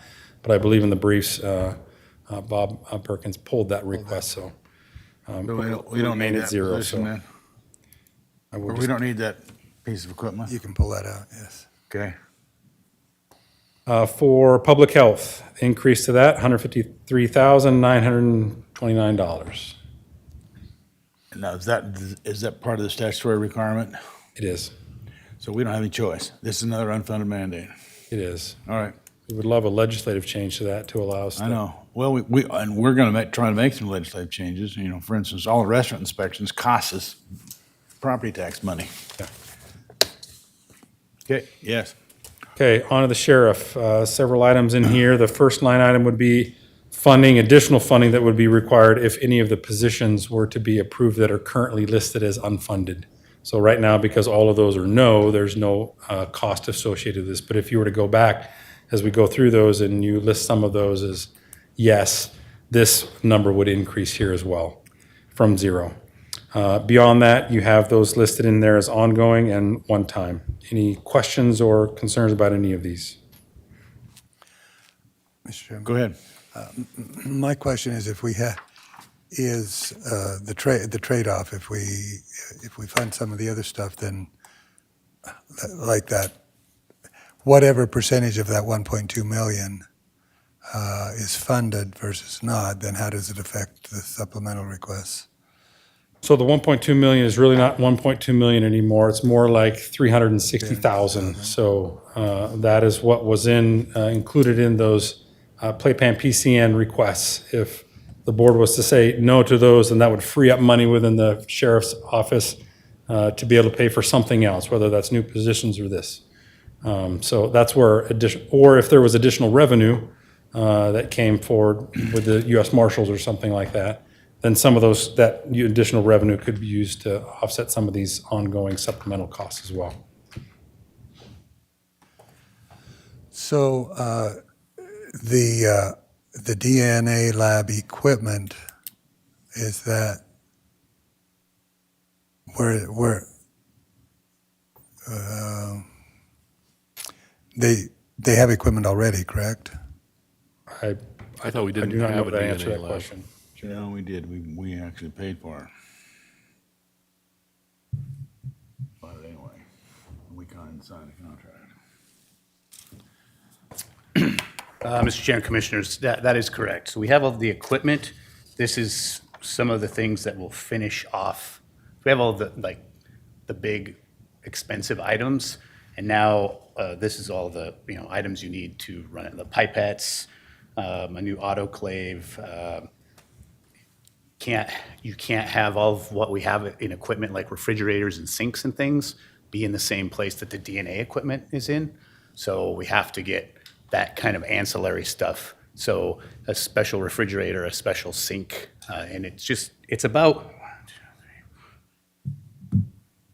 8 or so items, and then it's totals, whatever that is up there. But we have the actual equipment, just not these ancillary things that we need to be running it.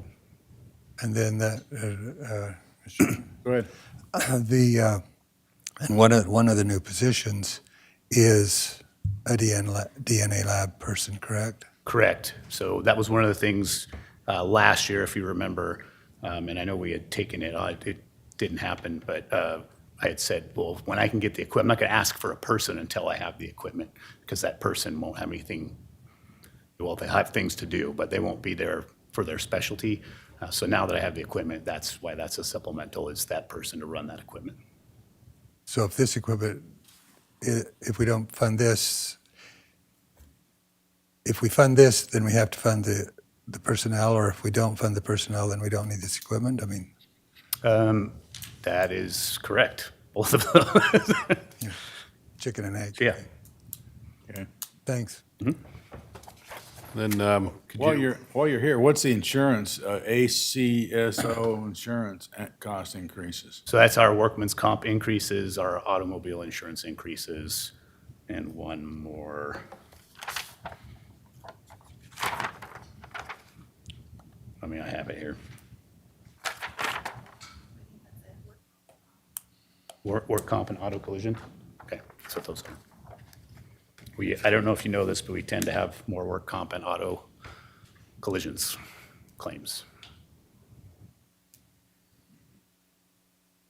Does that crimp our insurer? No. Oh. No, because we're self-insured. They don't insure that, correct? The question was, I crimp our insurer. We are self-insured, so we're just budgeting more. Yeah, those are the rates that have gone up. Those are the result of recalibrated rates. Okay.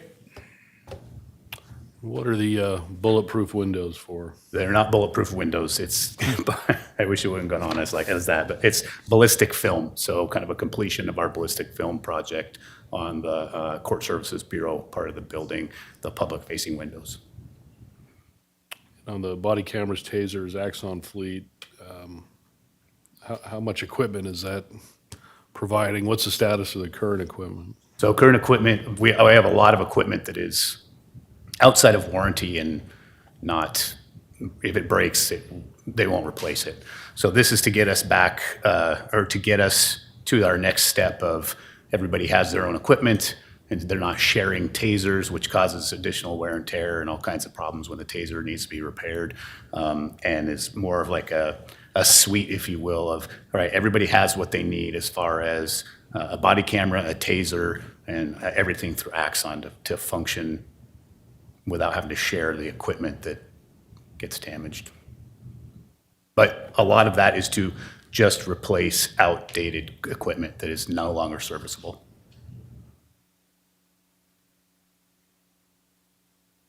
Okay. Okay. I'll sit. Another, Sheriff? One more question. On the food, jail food,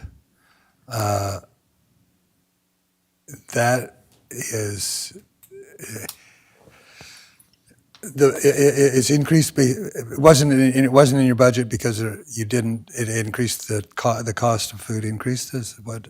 Yeah, correct, sir. So basically, like everybody else's grocery bill, ours has gone up because even though we save a lot of money with the supplier that we have, because we can buy in bulk and things like that, but their costs have gone up as well. And so that's a result of their increase to us in the contract.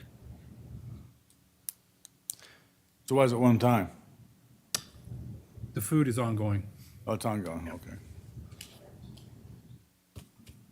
okay. If I may, thank you, Clerk Trent. Triple, quick triple. The urinalysis contract increase of the $60,000, it went kind of through the roof. But if you remember my presentation, we are submitting that to be used out of the opioid funds to see if we can offset it that way. And if we can do that, then we can just take it out of there. What's this contract for? Urinalysis for people that are on pretrial and probation and those types of things. So what's the difference between this one and then what the drug court elder building does? I do not know. Does any? Apparently nobody knows. Well, Is the TCA? the people at the treatment center, they're there as a result of a court order. This is when you do, when you check them. Yeah, the TCA may be able to speak to that. Do we have two urinalysis programs going on that could be combined, I guess? That's my question.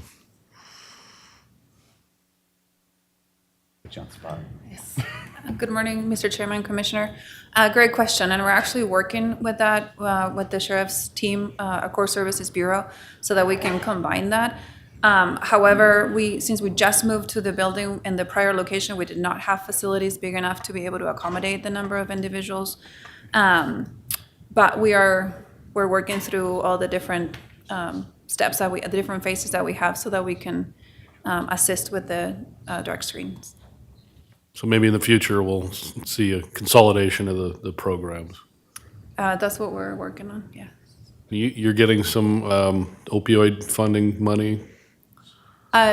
Great question, Mr. Chairman, Commissioner. I am putting together, yes, a proposal for the board's review. Okay. Thank you. All right. Anything else, sirs? Have I'll sit close. Okay. All right, well, I would say a yes to everything, but we'll hold off on the new positions because we haven't approved those yet. Okay. I would say everything, yes to everything except bulletproof windows.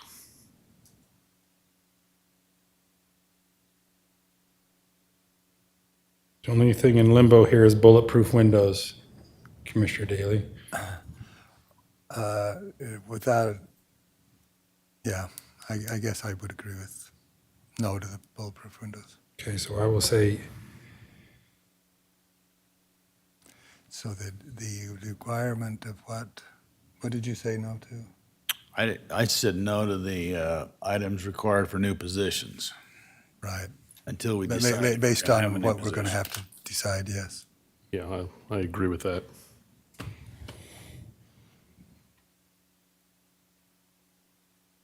But I'm yes to the bulletproof, but I'm only one. so I will put a no in there. He didn't call them bulletproof. What'd you call them? Yeah, they're not bulletproof windows, it's a ballistic film that goes on the window. Makes it look like they're bulletproof. No, it doesn't, you can't see it. Oh, okay.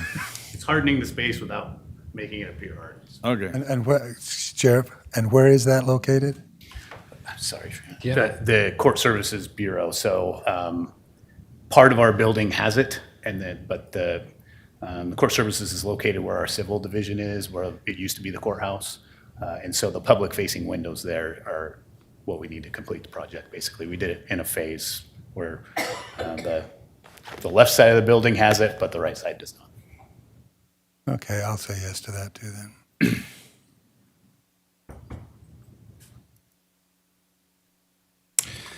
All right, emergency medical services. And these are all within these departments, so it will not affect the green bar above.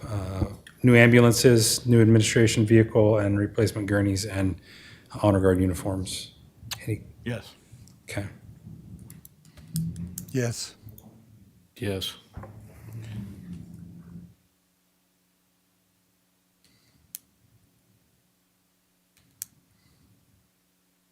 And then waterways for those maintenance operations, increased funding, new dock frames, and the ROV, as well as the trailer. Yes. Yes. Yes.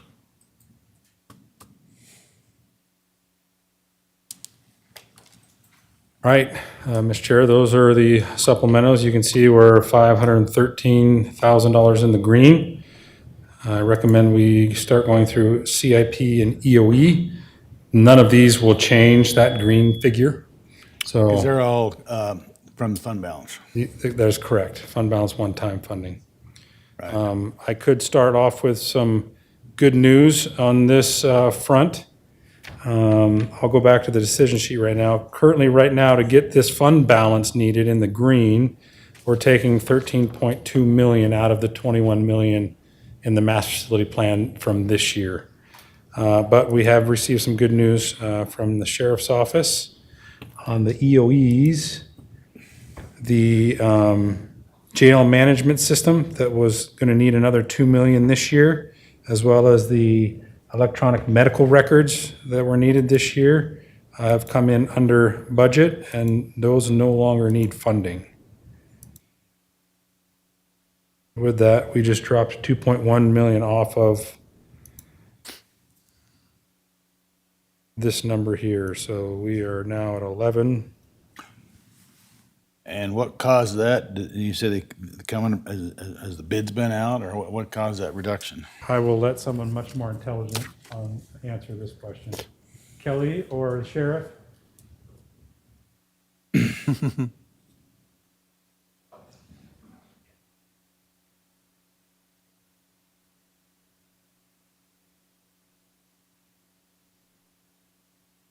Those two, you know what I'm talking about? Yeah, no. Can we repeat the question again? I was in the back, sorry. Jail management system and the medical records that were needing additional funding this year? Yes, absolutely. Yes, so. You sharpened your pencil up a little bit. Yeah, whew, well, it worked out pretty well. We last year projected those numbers for the jail management system and the medical management system because we knew kind of what the top end was. And so very recently, we chose those two systems, and both of them came in very under budget.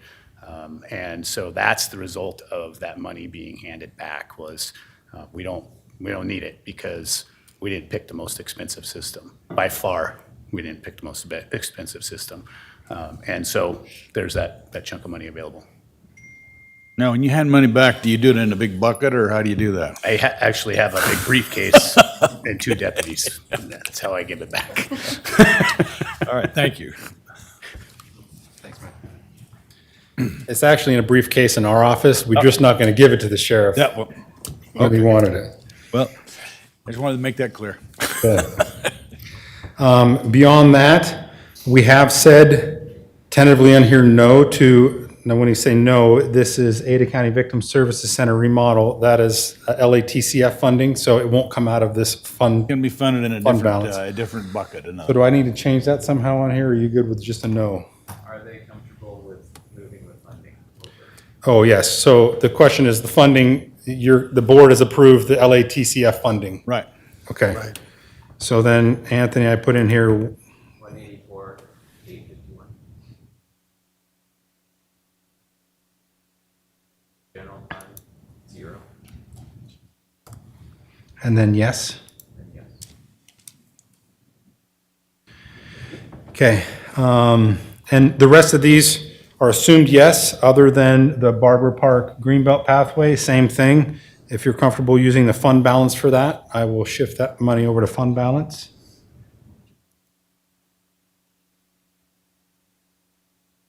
$259, is that right, Anthony? Yes. This becomes 0.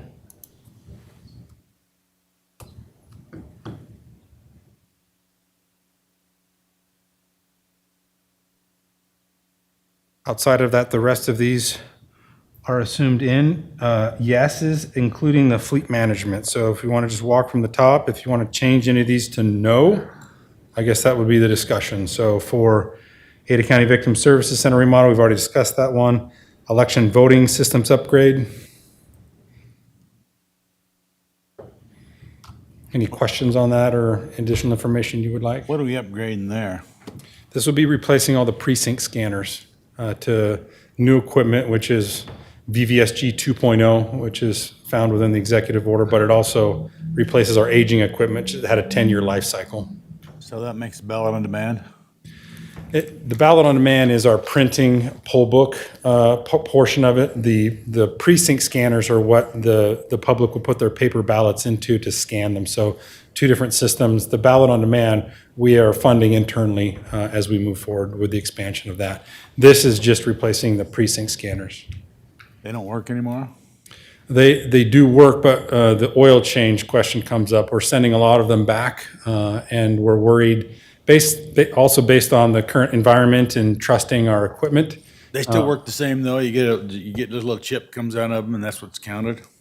No. You will get a paper ballot. You'll mark the paper ballot, and then you will put it in a precinct I scanner. don't mean which that, is but I mean, stamped. when we count ballots, we just have a little chip that comes out of that machine, and that's what, and it keeps track of everything. And then That keeps track of the ballots that had gone into the precinct Right. scanner, but that won't change. That That's the process same, remains the the same same. process. then. Yes, It's just a different, okay, just an upgraded new piece of equipment. okay. And that'll keep us on the ballot verifier. It will. Yes, okay. All right, well, I mean, I'm good with them. Yes. Okay. For the PSB vehicle shop expansion, any questions on that or concerns or additional information you'd need? No, I think we should do that. We don't want them to keep bumping into each other Okay. Or have an accident. or have an accident. So I've got 2 yeses so far, yes. Okay, we'll keep it Yes. there. Morris Hill Storage remodel. Yes. Yes. Yes, I think that I'm consolidates our anticipating that it storage. might not cost that much, but, Okay. all right. Now with that, remember there's an unfunded position that's in the budget right now Right. for a warehouse manager.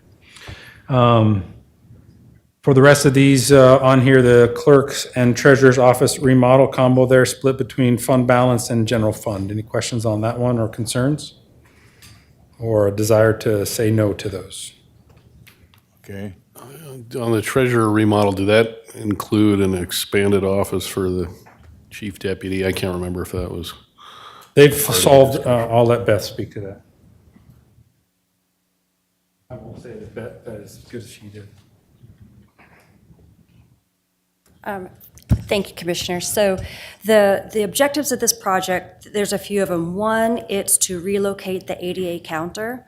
Currently, the counter is the farthest from the security when you come in. The ADA counter is the farthest east, so it'd be to relocate that space. It would also be to reconfigure our financial specialists. So currently, our financial specialists are seated along the counters in a row.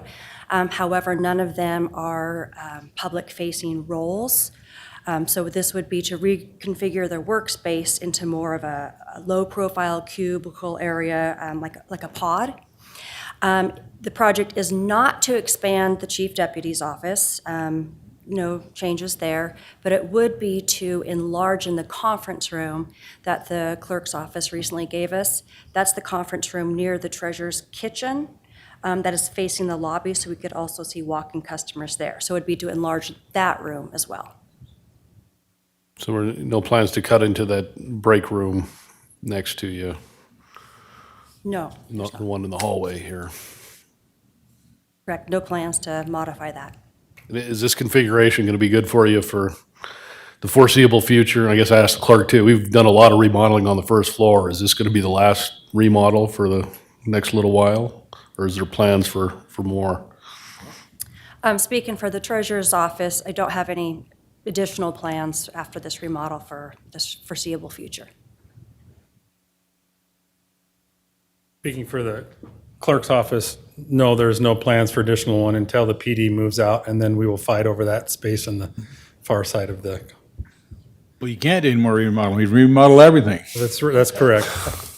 If that space did come available in the future, we would look to maybe knock down that wall and expand into some of that space that they have, if that's an option. But I'm sure the space needs and the planning committee that's being part of that will come up with alternative solutions for all the space needs within the courthouse.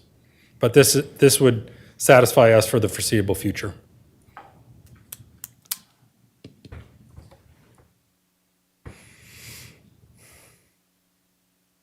And why is your portion of it one time and theirs not? Ours is being funded out of district court fund balance. So it doesn't come out of the general fund balance. Oh. Okay. And both are one time. There's no additional years beyond this. Okay. All right.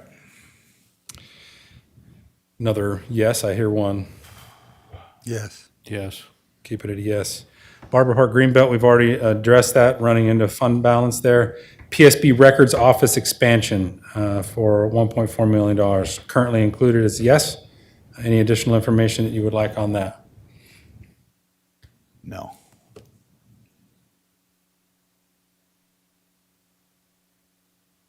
Would you like to keep it as a yes? The records office expansion thing? That's correct. Yeah, yeah. Yes. Yes. Okay. PSB Officer Memorial for $798,828 out of the general fund. Any additional information or questions you have on that? Mr. Chair. Yeah. Well, on this one, I would just say there are certain things when you're having a tight budget year and you'd have to raise taxes to pay for that. I think you should look for alternate ways to fund, and I think this is one where the community would definitely come out if there was a community fundraising opportunity for this. So I think maybe in a year where we were flush with cash, you could have a maybe different consideration, but I think this one, I'd like to see some community outreach first. I would agree with that. I'll So that's a no for me. take that as 2 no's then. Yeah. For the ACSO South substation land for $900,000 out of the general fund. Any questions, concerns, or additional information you'd like on that? And this was to acquire land for a future substation in the south part of the county. That's correct.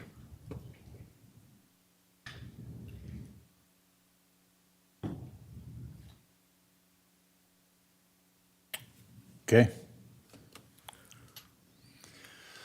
Mr. Chairman, that is my area, and I know there's some needs out there, but I guess this, again, back to what Commissioner Davidson was saying, in the context of what we're dealing with now, I don't know that this, I wouldn't want to support this at this point. Okay.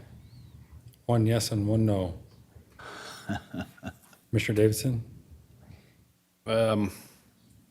Well, the thing about this area out here is a lot of that should be annexed into the city of Boise, and if it's annexed into the city of Boise, then it's not necessary at all. But I don't think they're going to annex it in the foreseeable future. I would say no for now, and then you can always revisit it at the end. Okay. For the fleet replacement project, I know we've had some discussion on this, Mr. Chair and Commissioners. Any additional information you would like on this? Currently included in there. This is year 2 of the approval that was done before the board last year. Right. Well, I would rather cut that down about half or so, because we need to get more into our pool vehicles, and I'm not sure we're far enough along there. And I'd like to see exactly which ones we're trying to replace and so forth. So I could support about half of that amount.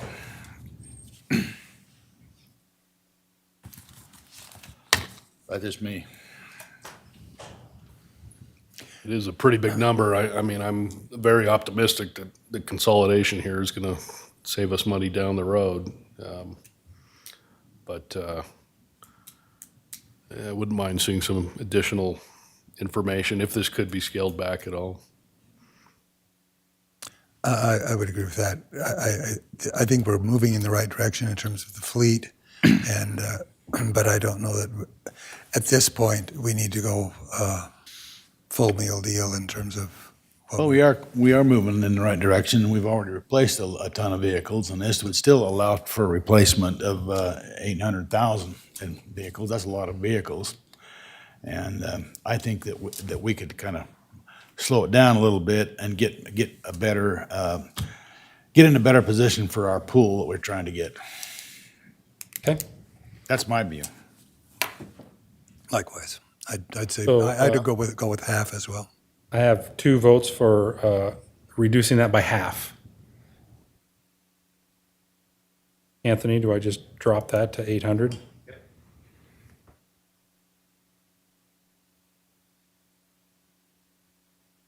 805 is exactly half. Did I get that math right? It's public. You did good. Okay. All right, and then on these bottom ones, these are all funded within these separate fund balances, but just making sure that there's no disagreement on any of these. All of these are currently, again, in fund balance. Yeses on all these, or was there any in here that you would prefer not to have move forward? No, I'm yes on all of them. Yes. Yes.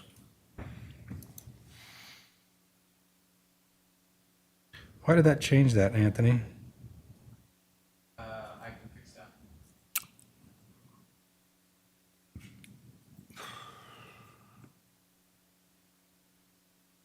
Want to talk about Adam's request for? Is that in here?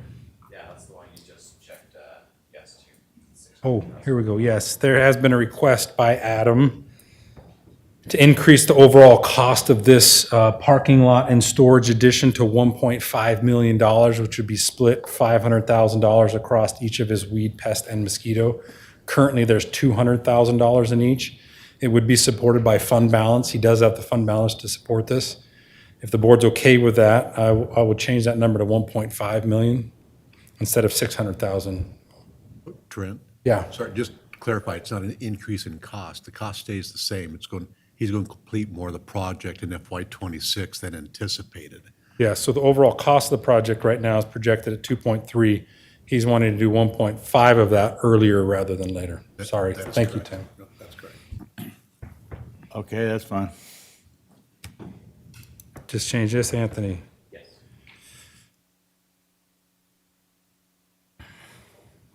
Okay. That is it for CIP EOE for now. Anthony, you'll fix that Barber Park maintenance shop thing? Yep. Okay. For EOEs, we have the IT storage system upgrade, ACSO portable mobile radios, assessor's CAMA property tax system, the 970 or 937, and then the Ada County comprehensive plan update on those, all assumed in right now. Any additional information that you would like on any of those, or druthers to change any of those to no? I thought the way we did the earlier version of this CAMA is to phase it in potentially and not do it all in 1 year. Well, that's what this would be doing. This is not asking for the full 4.5 million. It's only asking for $937,000 this first year. Oh, okay.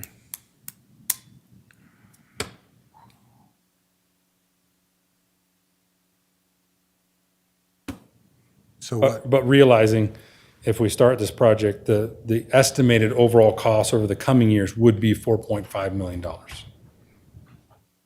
But we could potentially get some money out of the state to pay for that. so in that regard, what we were talking about before, we put the 850,000 as a one-time. How does it relate to this in terms of the commitment, long-term commitment? Really now, the long-term commitment is next year, we would have to evaluate and make sure that ongoing revenue is matching whatever the ongoing expenses for licensing beyond next year. Right now, we're just grouping both of these into one time to pay for it next year based off the uncertainty and we don't know exactly how much the ongoing licenses would be. Just knowing that that bill is going to come due a year after FY26 to figure out how to match revenue with that. So it seems like this would, if we eliminated this, then next year we could come back to it after we have the one-time, this is a question, the one-time expenditure. We could come back to this next year in terms of what they find out or what the real situation is. It seems like we're committing two things at the same time, and we don't know the total total need or impact? I mean, we know the impact. I believe the initial request was for 937 plus 850 together as one time. Based off the transformation board discussion that we had, we said, no, if some of that is licensing, it has to be split out. So it was at one time, one piece of money, and then it got split into two. What we're saying is just move it back into one set of money for 1 year, and then we're going to have to deal with this the following year in matching ongoing revenue with it. It can't keep coming out of one time for the licensing. So if you approve the 850 as one time, you would. This is needed. This is needed. You can't do one or the other. If you want to delay the whole thing for a year, then you say no to both and then readdress it next year. But if you want to start the RFP process and other things, you would have to have some money in the budget this year to start down that road. So this would be a maybe depending on what total happens. Just like the vehicle thing that we just did right now, you know, you're signing on to next year this money. The following, there will be money associated with the project. If things change, state gets involved, other things, then you can obviously always modify it in the outgoing years. Okay.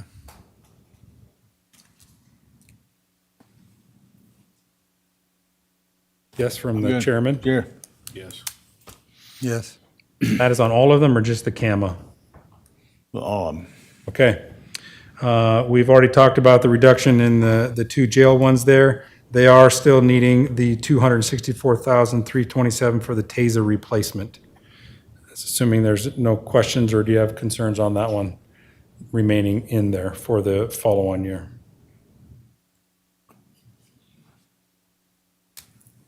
I guess they want to keep working, right? They want these additional tasers, it looks like. Right. But it's different from the other line item with the tasers and the Axon cameras and. I can't speak to that. Maybe someone else can.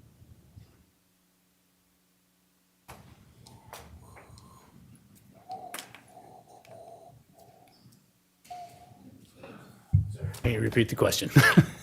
So we had a previous item that had the body cameras, I think tasers, et cetera, and then this one is just taser replacement, so is that two different things? Yeah, so they're kind of the same thing. This is the purchase of what would be considered the hardware for the tasers. Everything else is going to be the subscription and ongoing costs for storage and and the camera replacements, things like that. So this is the hardware piece that's one time, and then the rest is the subscription piece.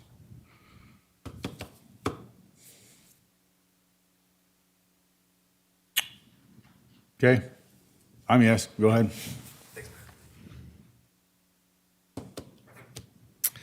Okay, and then the Barrister Data Center replacement, again, this is through other funding, not general fund, 400,000. Any questions on that? Or a yes, remain in? Yeah. I'm. Okay. Yes. Yes. All right, Mr. Chair, we're right at time, probably prior to lunch break. Right now, we have made it through everything except the unfunded personnel requests.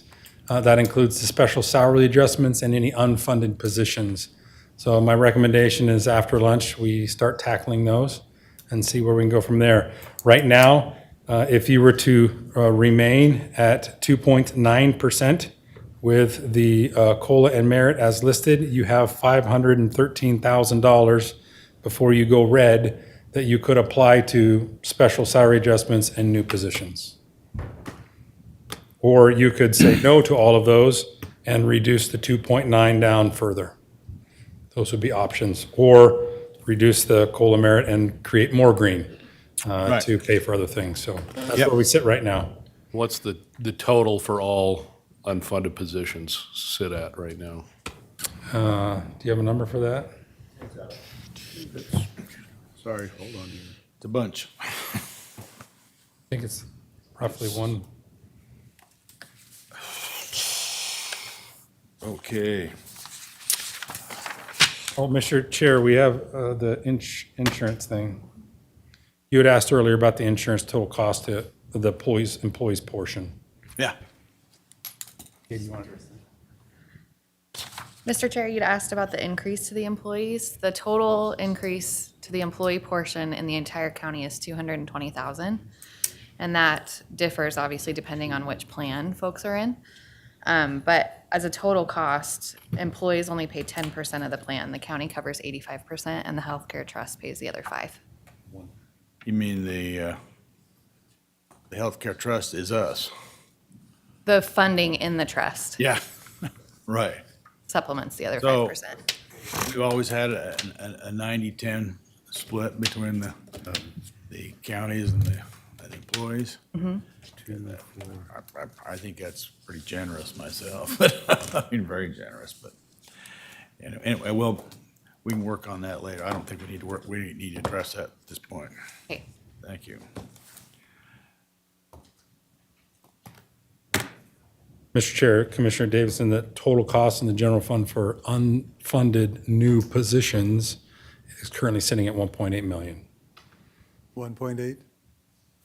That's for all unfunded positions plus the special unfunded salary adjustment. The salaries on top of that, the salary adjustments, Tim's figuring out right now. Okay.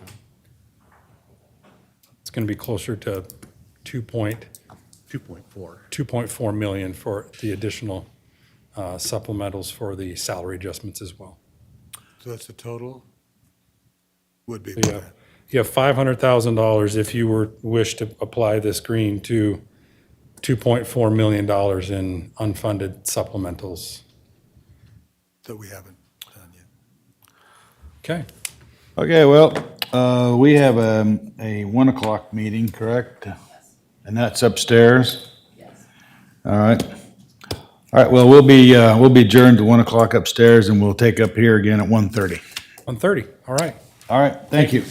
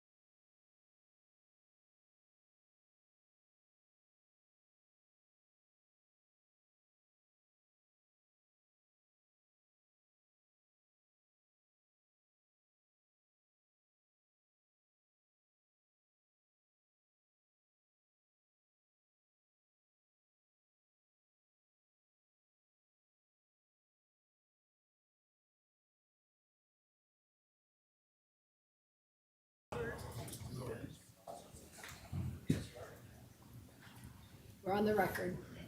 Okay, we're on the record.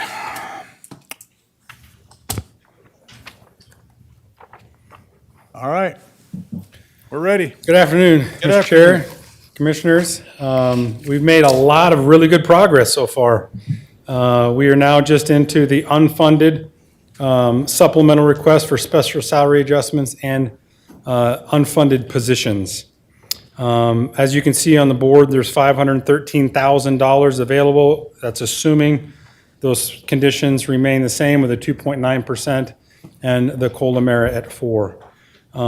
What I thought we would start with is probably low-hanging fruit, as this will not affect the green bar up here, but in the positions, new positions being requested in EMS for that second unit of 8 individuals being funded through the revenue and fund balance that he has. That comes out through his levy, That's correct. through the EMS levy. Do you have any additional questions or concerns on any of those 8 positions here? Go ahead. Just as a make sure I understand this. So these are it's funded within his, There's a mixture. I don't know if it's all fund balance, but increased revenue that he's projecting, as well as probably some fund balance is using to pay for these, so. so if we put yeses to all of those, it wouldn't affect the 513. Will not affect the 500. Thank you. Oh, okay, I'm a yes with him. Yes, with that, I'm yes as well. Yes.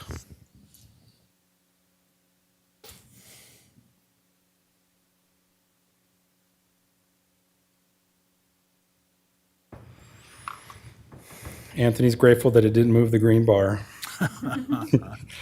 All right, with that said, the only things that we have left are the supplemental salary adjustments and the unfunded new positions, as well as we still need a definitive decision on the chief deputy, and I think we're waiting on the sheriff's request to deal with that with all the elected officials at the end. So where would you like to start? Well, let's just start from the top, just like we did before. Okay. The first unfunded position is the Assistant Chief Deputy Assessor. Okay, well, what do we say?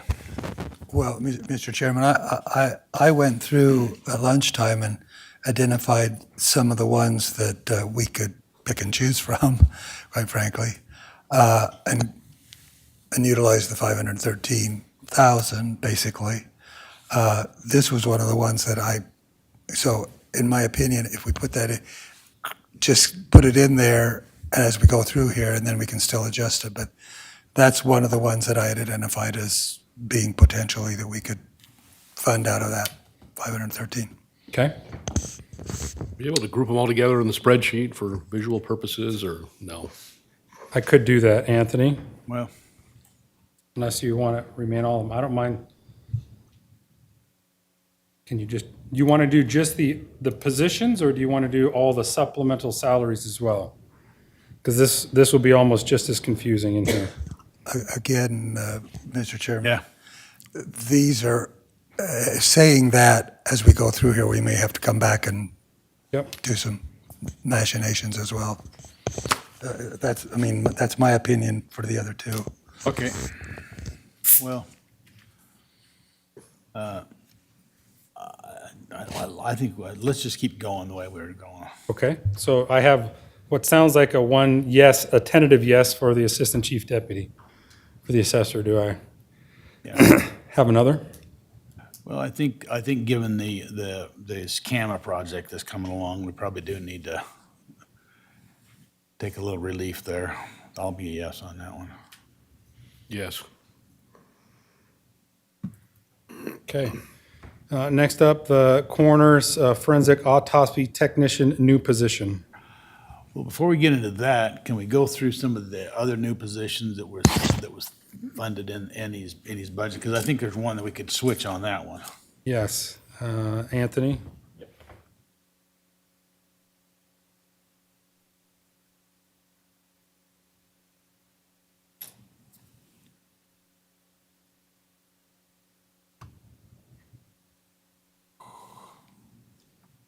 The other positions on there are 2 medicological death investigators a training and exercise coordinator, and a receptionist. Where was that, I thought he had one on there that was a, emergency management. I believe that's the training and exercise coordinator. Is what that it- correct? Okay, well, I think that we have an emergency management group in this county, and that would take care of that, I think, if we worked with the emergency management. Am I missing something there? I'm probably not the expert on that, but. Yeah, we do have emergency management, and in fact, I think the strength for this came out of that code section that identifies our emergency management team. Correct, sir. And thank you for that question. This position actually supplements and supports our current emergency manager, our emergency manager person. She develops the programs, but what we're looking at is support for her to provide in-house training as well as coordinate with emergency management to do their exercises as well. This supports mostly what happens when our office is involved, which is part of what happens when an actual disaster occurs. So this I think that's part of what he's supposed to be doing, what Mr. Lombardo is supposed to be doing, is coordinating with the different offices and so forth in the event of some sort of emergency management, I think. That's part of, well, I won't speak on his behalf, but I believe that's part of it. What we're looking at is, what do we do? So most of our training and coordination is what our office does in those kind of events, and then we bring those entities in to our trainings as well. So it's kind of a dual purpose, kind of, if you will. Well, if we were to ask you if you would prefer the forensic autopsy technician or that one, which one would you say? Honestly, sir. Right. To me, they're both exactly the same. I know you don't like that answer. I know you don't like that answer. You're not answering. I'm not answering I'm answering without answering, and I apologize for that. But to me, they're both critical to our operation, and I don't know how to. Okay, then the better question would be, if the forensic autopsy technician, that would provide immediate relief to your staff, correct? Correct. This one is for a potential training, and so it wouldn't provide immediate relief. Well, it provides immediate relief to that division, if you will, because there's a lot of work that she's putting into it, and it's like I said before, Is she coordinating with our emergency management office right now? Not necessarily, because she doesn't have time to do it as much as what we're trying to do. Okay. It's like I say, it's a bad plan with training is better than a great plan without it. And so if we got a great plan, it's like pointless if you don't train on it and tell people what they're doing. Mr. Chair? Yeah. Maybe I'd make a recommendation that we switch the two positions from one, the tech to be funded and the training exercise coordinator to be unfunded at the moment, and then approve the tech and then come back to or a tentative no to the coordinator, but we can come back to that, but just switch the funded, unfunded of the two positions. All right, then you want to come back and see if there's any more money left over at the end of our budgeting session. Right, Is that what you're saying? and that's what I would say as well. And as I recall, correct me if I'm wrong, one of the three people we heard at our public testimony was the. Well, she was a forensic autopsy technician. She was a forensic autopsy, correct. And I think that's significant that she stepped out and said the need there. So with that in mind, I would support what Commissioner did. Just looking at these jobs from a layman's perspective, having done the tour, and I know your people are, they're used to doing the work with the bodies, but just, Right. Seeing that in person, you kind of realize these are two different jobs here, and the people who, we sit behind a computer screen and deal with paperwork. That's a lot of jobs in the county, but they're dealing directly with, Right. The hardest type of job. So I get my empathy is more towards alleviating, if we have to pick, mine is more to alleviating their workload and burnout potential. I think maybe if we can come back and find something for the training coordinator, but I'd like to make the tech a priority at this moment. Okay, if we can switch those, then I think you have 3 yeses and 3, and then we'll look at it later. Thank you very much. I appreciate that. Thanks, Rich.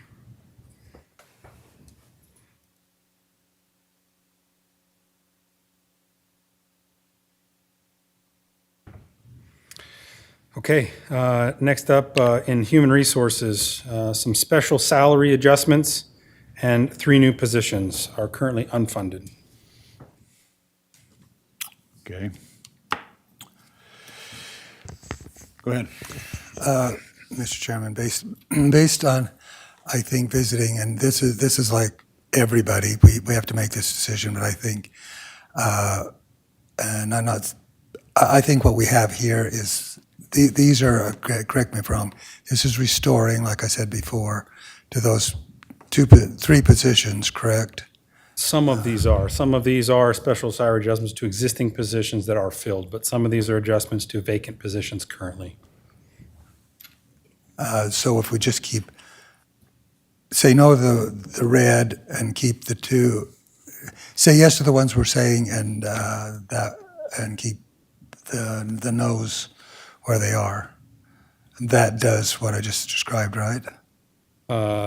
No, that does not. What would do that? What would do that? Okay, thank you. Which PCNs do you need made whole that are vacant right now? Yeah. PCN number 8, which we had funded with our cutting of our investigator. Not sure how it kind of is where it's at. And then PCN 13. That, and then 8, or is it 18?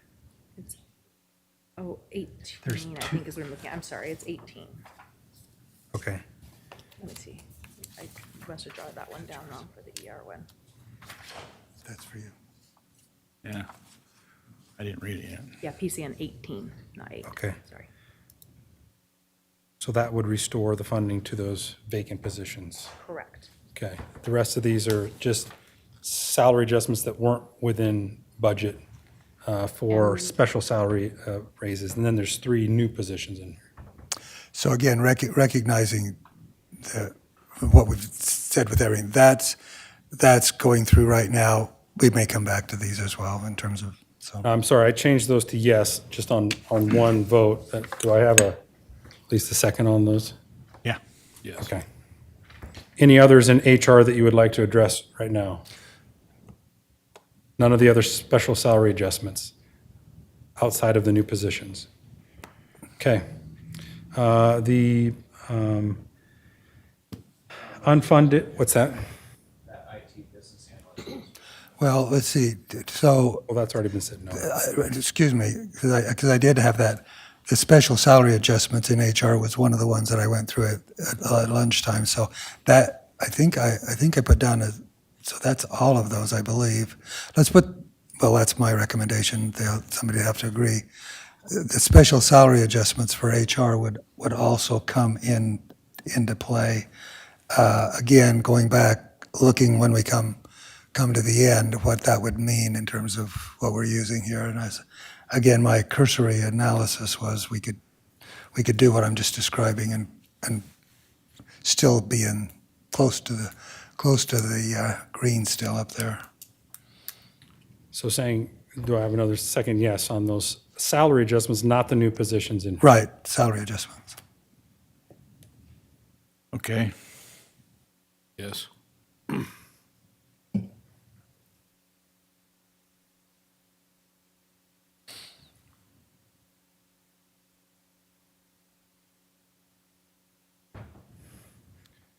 $300,000. We're moving on to the business IT one. I think was already pulled because it was within budget. Is that correct? So no need there to readdress that one. There's a new position for the warehouse supervisor within operations. Well, You did earlier say yes to the new warehouse, so. my question is, will that be a full year? Because the fiscal year, that won't be completed until probably near the middle or more of the fiscal year. Excellent question. I would have to defer to Bob Carney on that.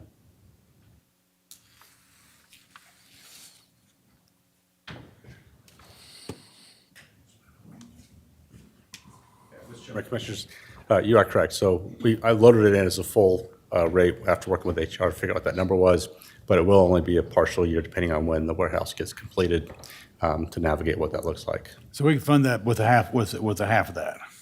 Yeah, or potentially even less. I mean, I can run some numbers and figure out what that total amount would be. It would just be make sure that I have funding in 27 to cover it as well.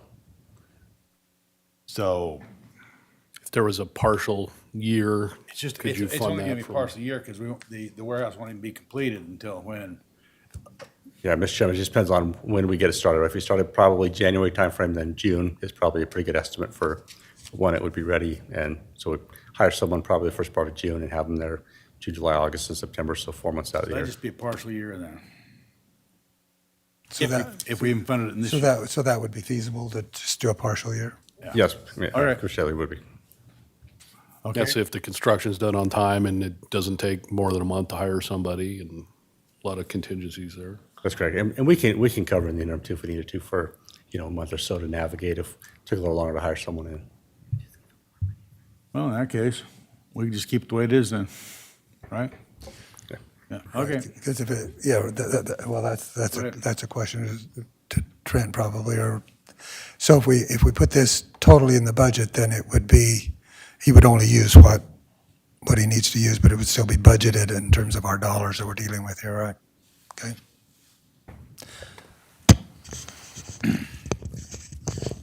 So I would say yes to that as well. Okay. Yes on that? Yes. Wait, yes as in no, or? Yes is a yes. So you're funding the position. For the special or market rate adjustment for the Director of Parks and Rec for 7634 total cost of the county. Again, this is one that I had in my packet here, putting down that as a tentative, and when we come back, we might have to come back to this, but I have on my list, that's one of the ones I chose, but again, so I would say yes to that in the context of what I'm just describing, but. Yeah, yes to that. Yes. Like it, the next one, Director of Procurement, market rate adjustment, as well as two special salary adjustments within his office for the procurement officers. He has withdrawn the buyer position, so that one can remain no. The consideration on these other three.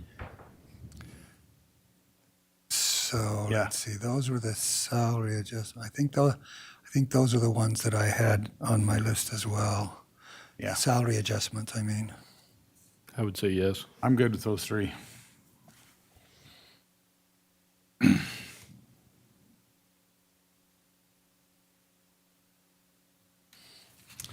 The Deputy Marshal within the TCA.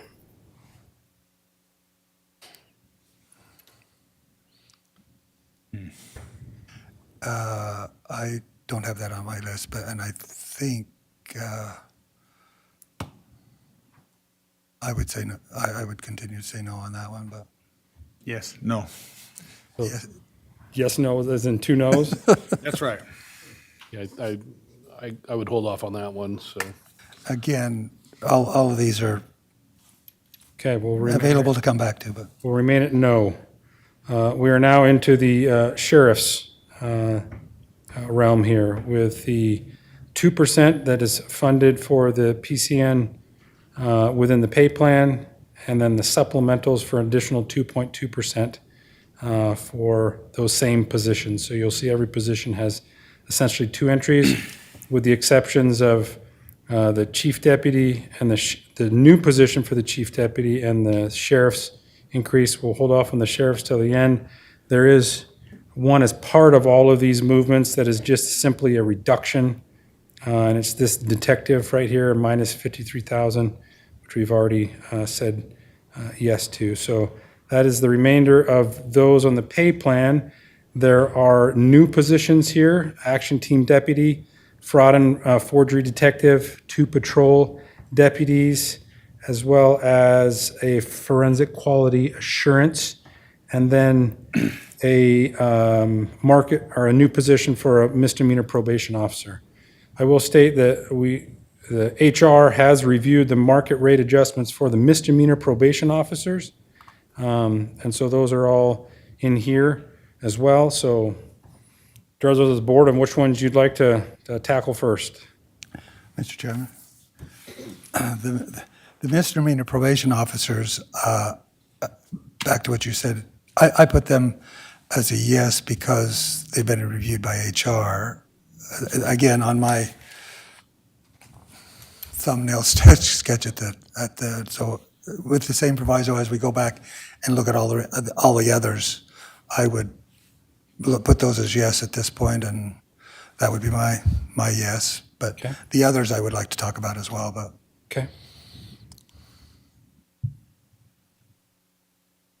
just the misdemeanor probation. I got a thumbs up from the chair. I'm assuming that was a yes. Okay. That's a no, that's a yes. Okay, got it.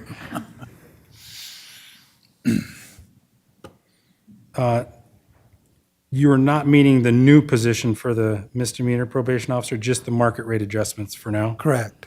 Okay. Again, this is using that benchmark of the 500 and whatever. Okay, let me make sure there's... So all that is left is the sheriff's office with the supplemental new positions and the supplementals for the 2.2% for the pay plan PCNs with the number you see at the top. So is Down to 128. 128,000.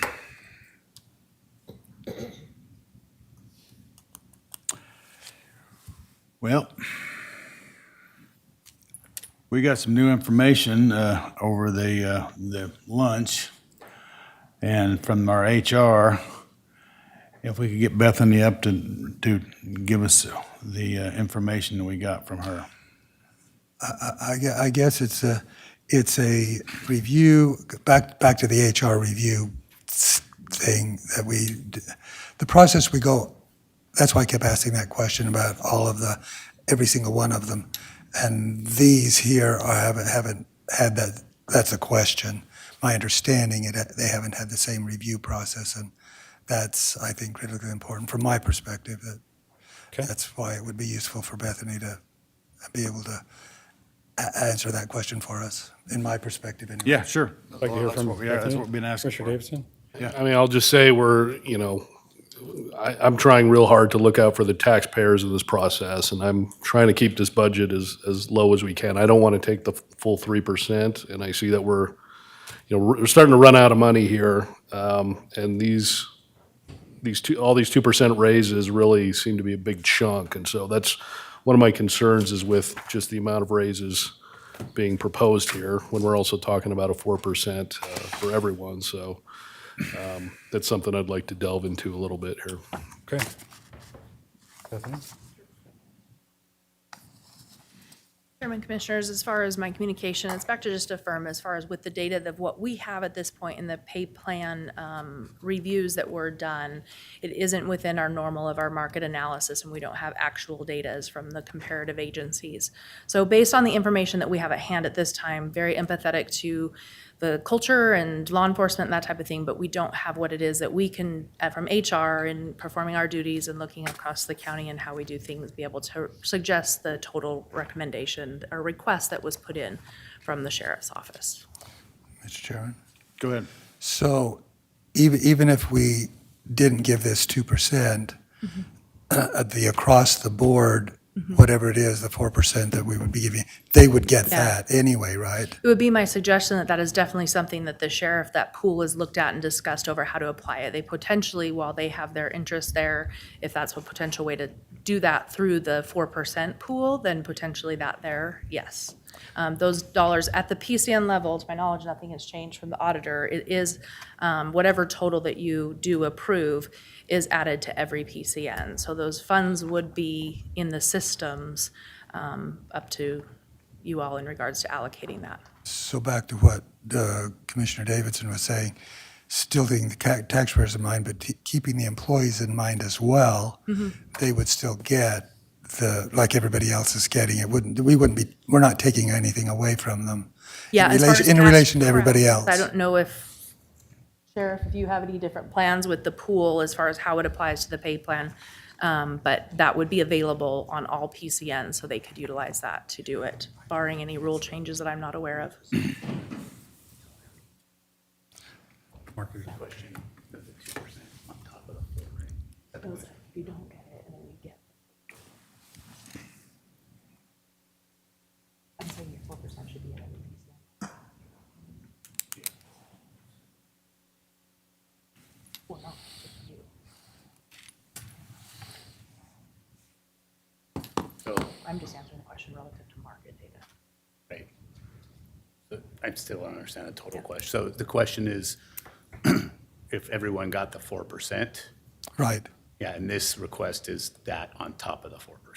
right, Yeah, and then, So- but that's that would be across the pay plan. correct. So we're not really taking away from them anything. The 2% would be adding to them more than what everybody else would be getting. Depends on how you look at that philosophically, right?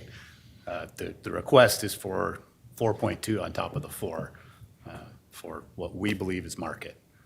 So it depends on, I guess, how the deputy feels about that. And again, back to what we were just saying, the HR hasn't done that total review in terms of the market, so that's where we are in terms of that as well. And if in fact that goes through a review, next year we could do something in terms of that. Possible. One thing that I still haven't got my call from the Beds. yeah. But I can still put in there a different number that we know is a ultra-conservative number for our projection, if now's the appropriate time to do it. So then, something else in terms of this, since you're there, if we take the 2% or the new positions or the supplementals, because if we took this and put it into your supplementals, then we could do some manipulation in terms of the new positions, the 2% or the supplementals. We could work with that and still keep the green line up there. Yes, so the 450 is going to be the conservative estimation. The answer I was getting on would bump that up higher, but because I didn't get the answer, the conservative estimation would be 450. Okay, thank you. But my request would be Right, that it goes into the 2.2. correct. That's my request. Right, I understand, That makes understand that. Sure. Just like some of the other people in the county making the request, which is, I appreciate the fact that you're doing that for your people. We have to, I we have, understand. we have to make that decision. I've stood up here Unfortunately, before, we have to make that decision. Made such a request. So I don't know how we work that, but that's just my conservative estimate. Okay, thanks, appreciate it.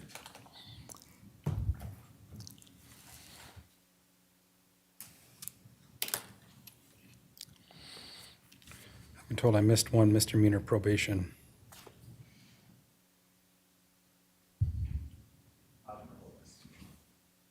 Here? Okay.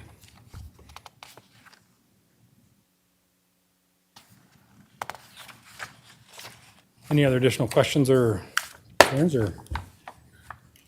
So what we're just saying then is we've already said no to the, Mr. Chairman, Yeah, go ahead. to the 2.2, oh, so you're just, The 2.2 supplemental's already in here as a no. okay. so you've The already in-budget 2% that they're proposing for all of the PCNs are in here as a yes. If you were to do something different than that, then we would change all those to no. That would free up money, and then obviously we'd have to figure out what to do with that additional revenue within the sheriff's office, because it's within his budget right now.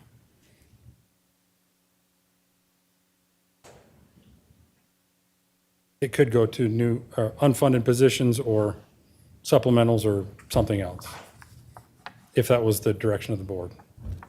If you wanted to keep the 2% in there, then you have $123,485 to address any other unfunded supplementals, because it seems like we've addressed the rest of the supplemental salaries and the other unfunded positions already. So if we, so back to what I asked the sheriff the question. So if we took off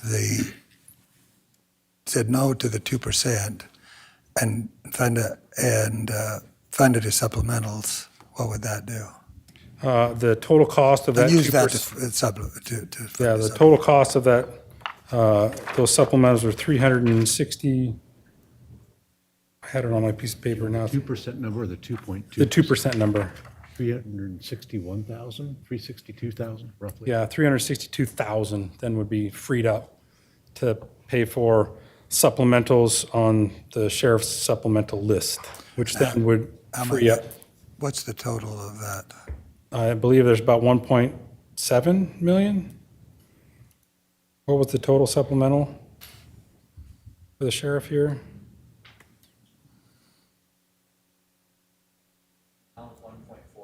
No, for capital operating. 2.2. I think it's. 360. Oh, if the new positions were funded, it would be 2.2. If the new positions are not funded, there's 1.9 million in there.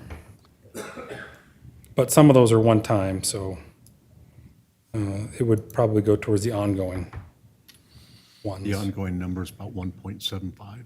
1.75. I guess, Mr. Chairman? Yeah, go ahead. And this is just for discussion as well as if the clerk wants to make any comments. Part of my concern is that 2% is what I just said. It's 2% on top of whatever, 4%, 3%, whatever we decide for everybody else.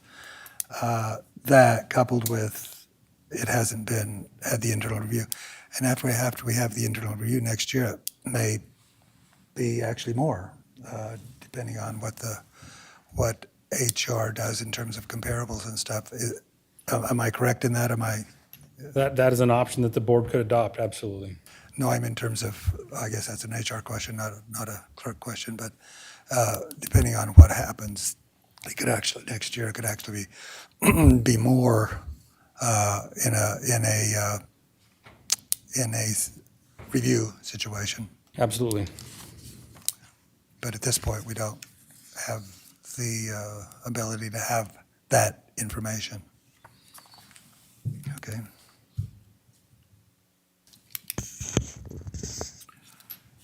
Yep. Mr. Chair? Yeah, go ahead. I mean, for me personally, at this point, I'm for leaving off the 2% and seeing where we're at.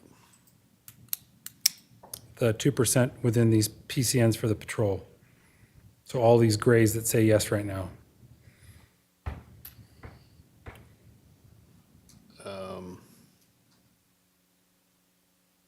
That would be the 362,000 that we'd mentioned earlier.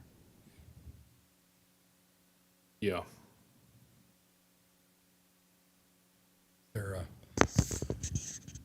And then, like I said, if we use that for the supplementals, it would be a wash, correct? In terms of Yes, yes, it would be. It would just be shifting it from there to, it wouldn't, because if you just put it there, it would raise this green, but then we took off the supplementals, then paid for the supplementals. Yes, as we go through, if you wanted me to go in that direction, I would say no to these. It would increase the green number, and then you would go apply those, since they're within the sheriff's budget, to some of his supplementals. Or there's $360-something thousand now within the sheriff's budget that could be applied to some of his unfunded positions. That would be the other option. That's right, new position, the new position question.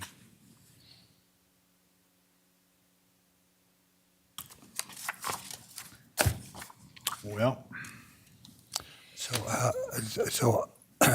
all the new positions, do we have a total for that? All of his new positions, is that 300 and? Is that basically the same figure? It is not. It would be much less, so that wouldn't fund all of his unfunded positions. So we'd have to pick and choose which ones of those in order to pencil that out. What's that? Just over $1 million. Just over $1 million in unfunded new positions. One is funded. Have another 600,000. Yeah. So that would be depending on the answer from the feds in terms of the funding question. That could potentially, Yeah, the 450 would be new revenue that could be applied to his budget as well.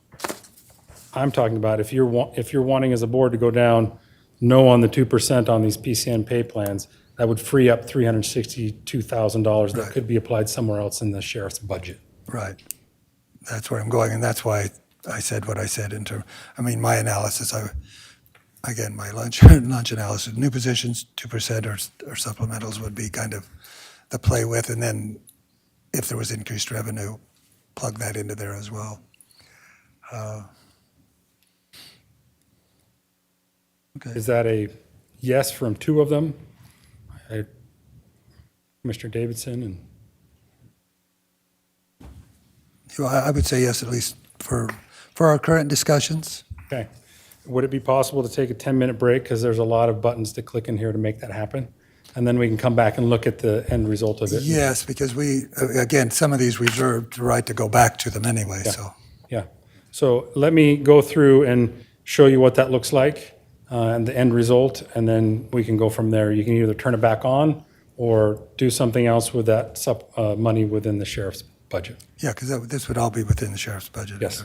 And then that may give us time to get his answer from the feds too, so. Okay. If you could, while you're doing your extra work there, have Tim, actually, because I just read a report today that the state is going to be down for their fiscal year, $420 million. A lot of that's sales tax.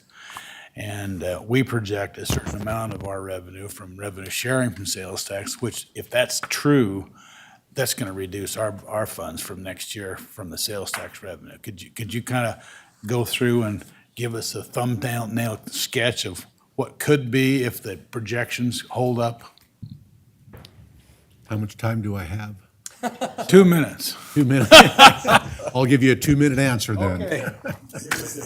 Chart real quick. I'm just saying we before- should consider that This is a chart that might be informative for everyone in the room. This is the combined liquor and sales tax revenue sharing that we get from the state over the last, since FY10. You can see every year we've had increases in that based off of the growth within the county. More people are buying things, more people are buying alcohol.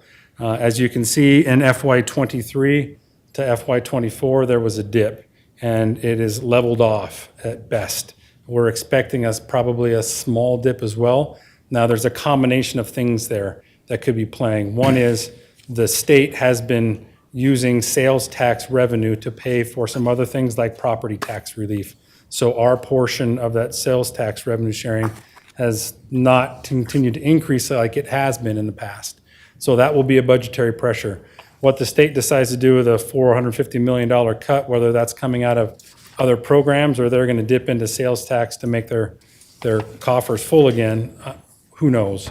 You would know better than I would. I mean, Well, the governor's already taken, he's already taken action because he has to.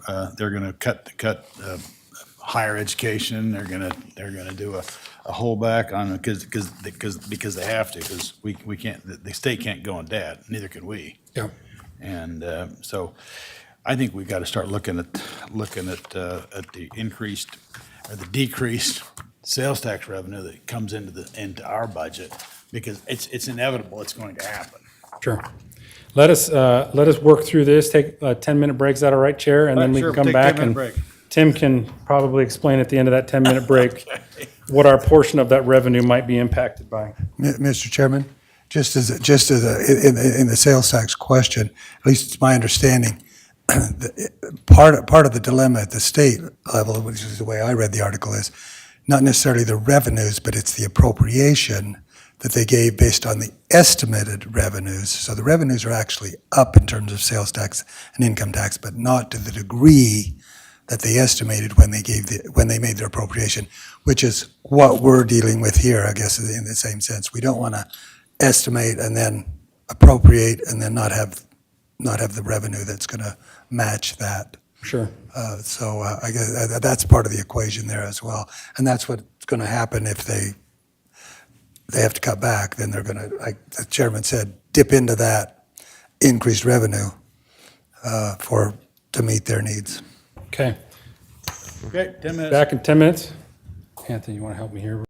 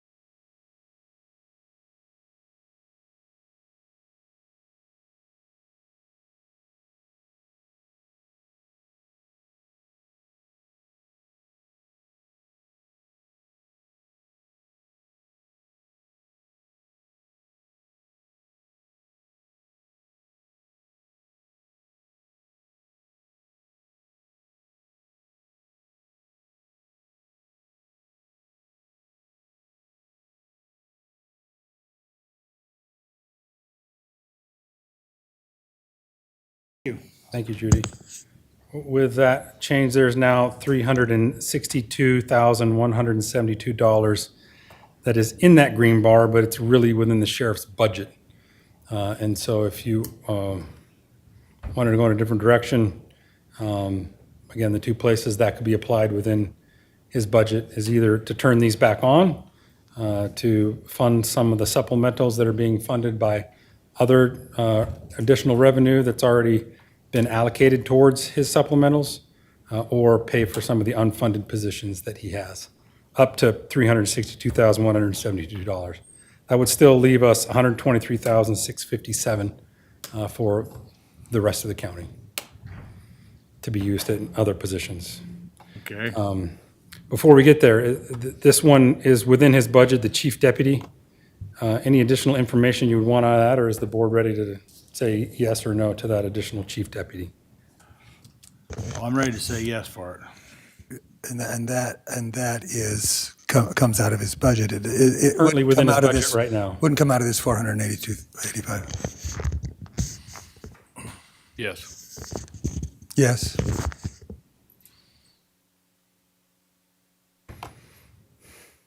Okay, so the only one that does not have an answer in it right now is the sheriff. You said you would address that with the elected officials at the end.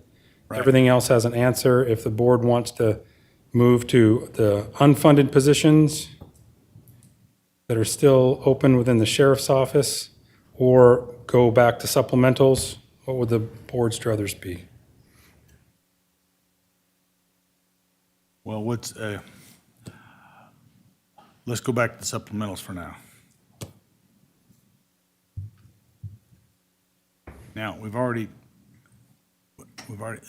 said yes to those, and so that should be in the number, correct? It is in the number now. In order to eat away at that 362, 172, we would just say no to these, but they would be assumed yes. Or what would be better, Anthony, zeroing them out or just saying no?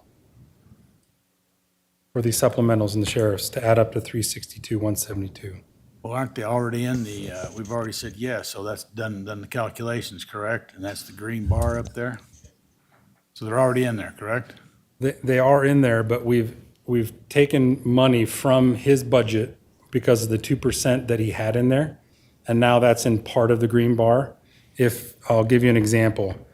So in this 485, 657, 362,172 of that was within the sheriff's allocation. And so we would have to go in here and say, for instance, Peregrine. If we said no to that, that takes that additional money out because right now being accounted for. So that would just slide to within his budget. That doesn't work, Anthony. No, I was going to say that increases the. No, that increased it. I'd just leave it the way it is. We've already gone through this one and agreed to it.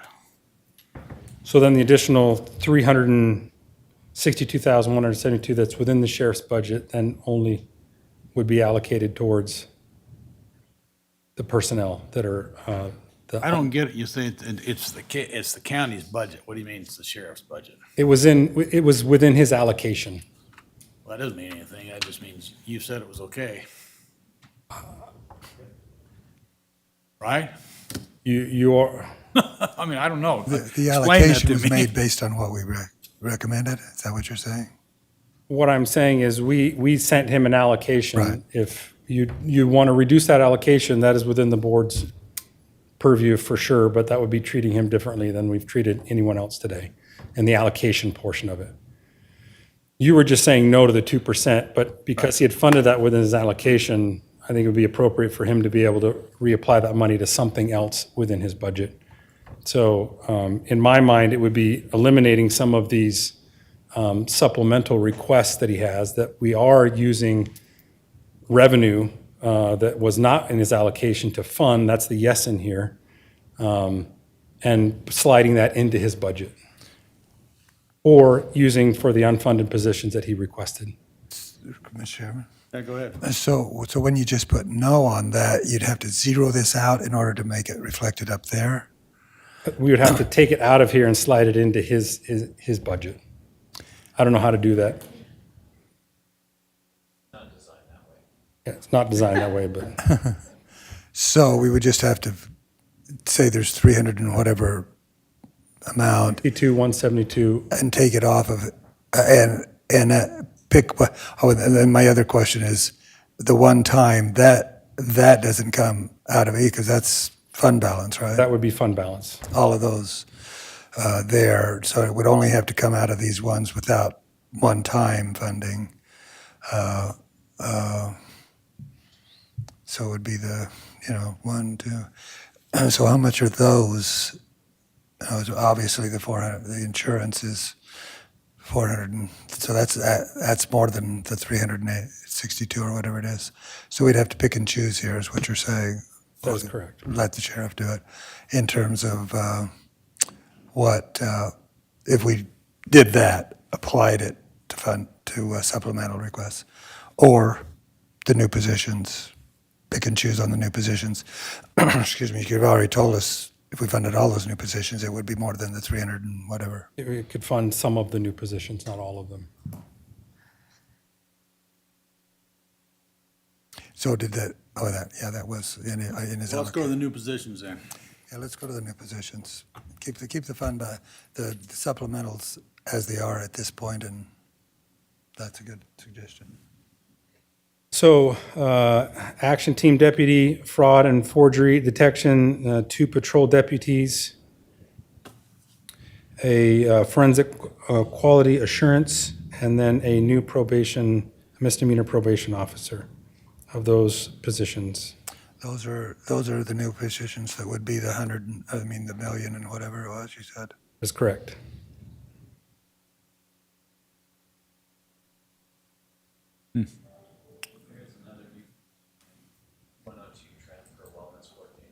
I'm sorry, and then there's one more up here, a wellness coordinator in 102. Here.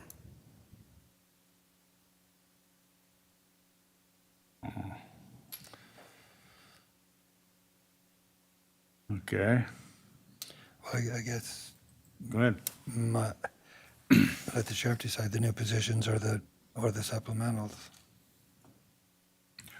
Well, yeah, I think we ought to let the sheriff determine which these new positions he would prefer. Since we can't fund all of them. I know they're all important, I get that. But Yeah. with a limited budget, which ones would you prefer? Well, I'd prefer the 2% over any of those positions, just for the record, but you know that already.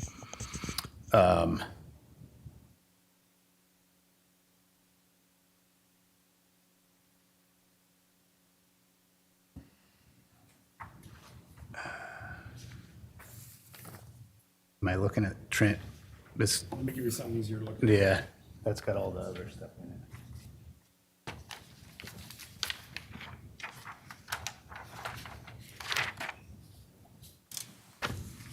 These here, Okay, thank you. plus the forensic.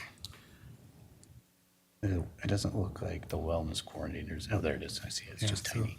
You have all these and then the forensic quality assurance that we had moved Yeah.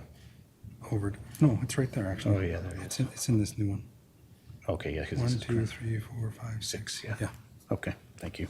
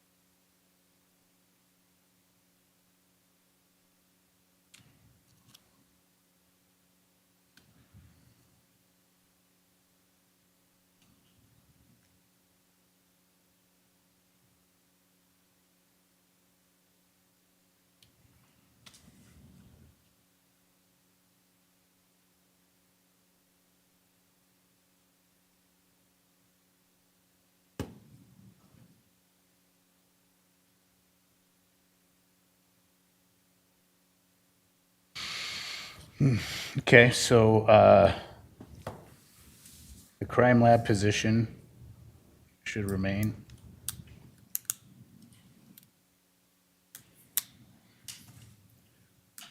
This is tough.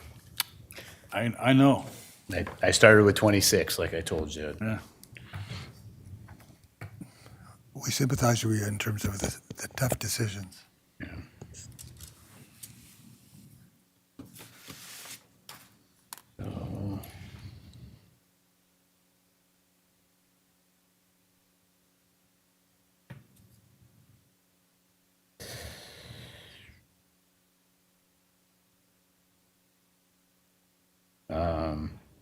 Action team deputy, wellness coordinator. So you're noting those so that the clerk can put them in? Yeah, and I'm doing some probably really trashy math here, but so I'll wait. Are these those three for sure? What's the No, wellness coordinator? That one sounded like one that would be at the bottom, but I don't remember what that one was.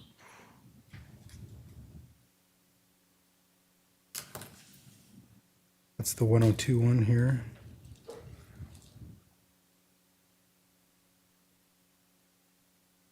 And then the other one was action team deputy. That is in 204.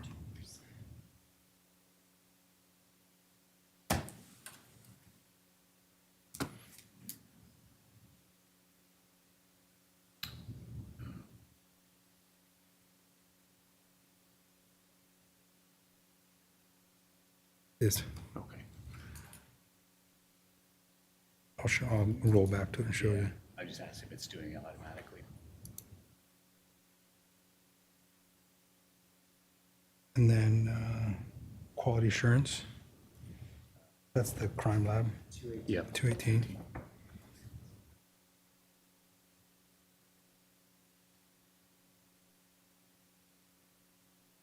Okay. Commissioner Davidson had a question. Yeah. About the wellness coordinator. Go ahead. So a wellness coordinator is an internal wellness coordinator. It's becoming, somewhat of an industry standard to have someone that works within your agency to help deputies internally with wellness, specifically mental health.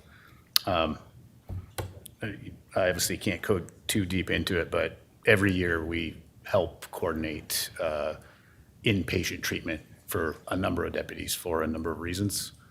And so we would hope maybe this would reduce some of that workman's comp claim that comes with that. Sometimes it's not workman's comp, but reduce maybe the amount of times we need to help someone seek inpatient treatment. As we forge ahead in law enforcement when it comes to mental health, there's a lot of studies out there that show that law enforcement that goes to seek help with what's happening at work, they're disenfranchised with counselors because they don't think that they understand exactly what's going on, and many times I don't think they do. I've been there, and then but if you have someone that works internally in your organization, there's more trust and a better avenue towards help. Statistically, it depends on which study you look at, but statistically, your average person experiences 3 to 4 traumatic events in their lifetime, and a law enforcement officer will usually experience about 200 just on the job. So it's one of those things that we've been talking about for years and never been able to implement quite readily, but I think that this is a good step forward for us to help our people. So you haven't had a wellness coordinator yet? This is it's not a supplement to a wellness coordinator. This is just a wellness coordinator. Correct, yeah.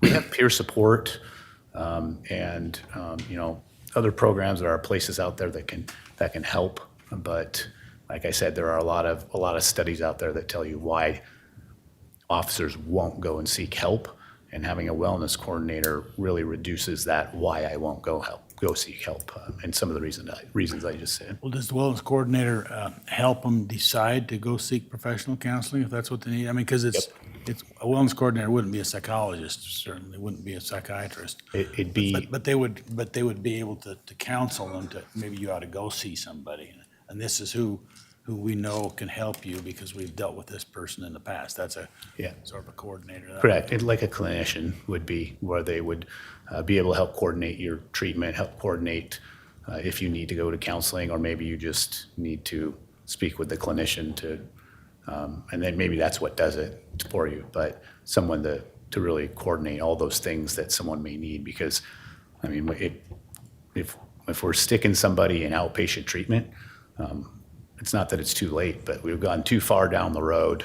This person hasn't had the ability to reach out to someone closer in the business, so to say, to say, hey, these things are happening. How should I proceed? Where should I go? Because outpatient treatment's a big deal, and we've had people go for months and months and months, and that's, again, they're a little bit too far gone. If we should be able to help them before that. Well, would there be any peer pressure, I mean, to not go see the wellness coordinator? I mean, I don't know. I'm asking that out loud because I just don't know. So historically, I would, when I first got into the business, I'd say yes, right? I mean, tough cops don't talk about the problems. They rub some dirt on it and get back in there. But that ideal has changed. There is still a lot of, I'm weak if I go seek help. I'm putting my job at danger because I have a problem, so I'm not going to go let anybody know I have a problem. This helps kind of bridge that gap between, I've gone too far, but now I actually have somebody at work that the sheriff's office has placed here for me so that I am I don't have to feel that way in order to go seek help. But we are getting much better as a culture in law enforcement of understanding. I mean, there is a number of us that go to counselors regularly just because we know we should. But we're a long way off, and the coordinator is a good step towards filling that gap of where do I go and who do I talk to, instead of, and not feel weird about it. Well, that helps a lot, by the way. Thank you. Does EMS or coroner's office have any kind of a similar position? I don't believe they do. I don't think the coroner's office does, for sure. And I can't speak for Director Rain. I don't think they do. ISP has one. Lots of law enforcement agencies around the nation have wellness coordinators. I'm not sure. Does Boise have one? Does anybody know? I'm hearing I think they do. So again, it's becoming more common in order to keep our people healthy and working and productive. And like I said, hopefully reduce some of those workman comp claims. And because some of those things, a lot of those things that are happening to them are because of that work. And so some of them are workman's comp claims. Do you have any idea what this new position's workload would be? I mean, could it be used by other Ada County agencies that have similar traumatic things they have to deal with? Or I'd say it's possible, but I think this person's workload would be pretty extensive. And we have 400 plus deputies, commissioned deputies, and plenty of professional staff that actually experience a lot of kind of secondary trauma because they have to deal with the things that we dealt with even in an administrative fashion. So I would say to start out, I couldn't answer that to start out, but I don't see them sitting around being bored. But I do see it as an avenue maybe to help encourage maybe EMS if they don't have one to say, hey, one of these may work for you. But to start out, I don't know what the workload would look like, but I would assume it'd be plenty.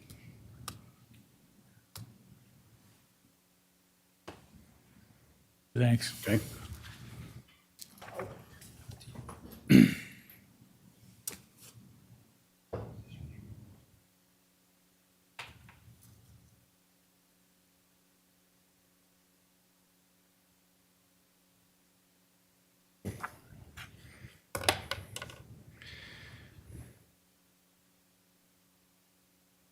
Well, that has every single thing filled, with the exception of a few no's that we still have for the TCA Marshal,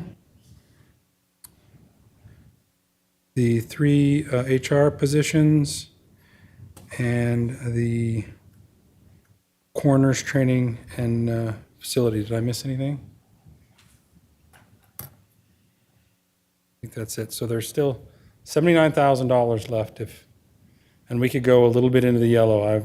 Tim has told me if we were $30,000, $40,000 into the yellow, we would still be okay at the end of this whole thing. So if there was one more position that you felt like funding out of those that we've said no to? What does that put us in terms of the budget projection, the revenue projection? When you say revenue projection, meaning? Right here, yeah, the increase in the base property tax, new construction roll. It's 2.9 with a full yes to the new construction roll, and a 2.5% merit COLA, 1.5 COLA, so a total of 4 with the healthcare plan funded. So all these are already in there. And you can see the resulting impact to a 80 county citizen is an increase of $33 for the year for their taxes for Ada County. Okay, so if we were to do anything with any of these, that would alter what we could do with the employees and so forth. Yeah. Okay, well, So how many new unfunded positions were left over? That we There were 4, I believe. 5. One in the TCA's office, one in the coroner's office, and 3 in HR. and these are new positions. New unfunded positions, yes. How many is left over in the sheriff's department? There are 3 in the sheriff's department that are also unfilled. 3 unfunded positions? Unfunded, yes, sorry. New unfunded positions. Is there 4? Oh, sorry, the probation officer's still in there, so 4 with the sheriff. We're left over with 7 unfunded positions total. Yes. Well, I would think we should go down to that probation officer and put that one in. I think that hopefully keeps them out of jail if they got a good probation officer. Would the sheriff's office agree with that?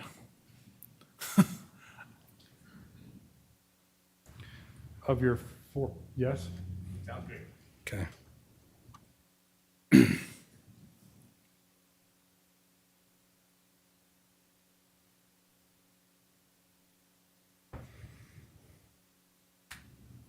And unless they're, How much in the yellow can we go to feel good with?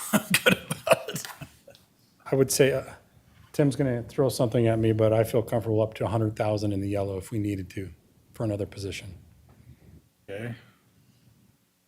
And what are the other ones that we have, that we've overlooked? The 3 in the sheriff's office, the 3 in HR, the 1 in the TCA, and 1 in the coroner's office. And I believe, yes, that is it, right? Yes. Okay. Well, we could look at the 4% COLA merit. I mean, we haven't voted on that yet. It's possible we could chisel some off that to pay for some of these. That is an option, absolutely.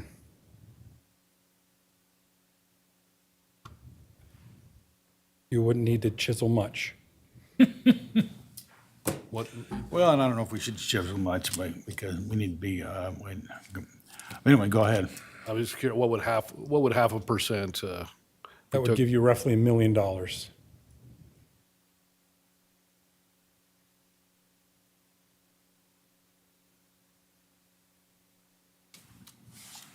What's the total of the positions left over?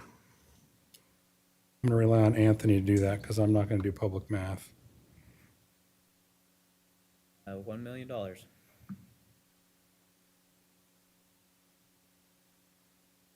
Interesting. Well, that is a debate that could be had of new positions versus raises. I mean, that's kind of what we're coming down to.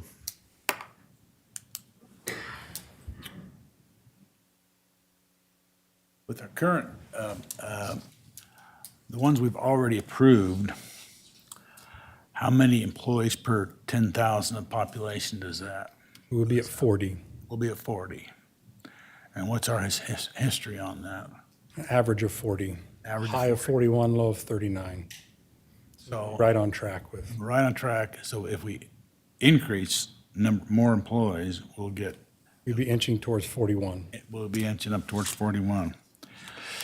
Well, I think it's,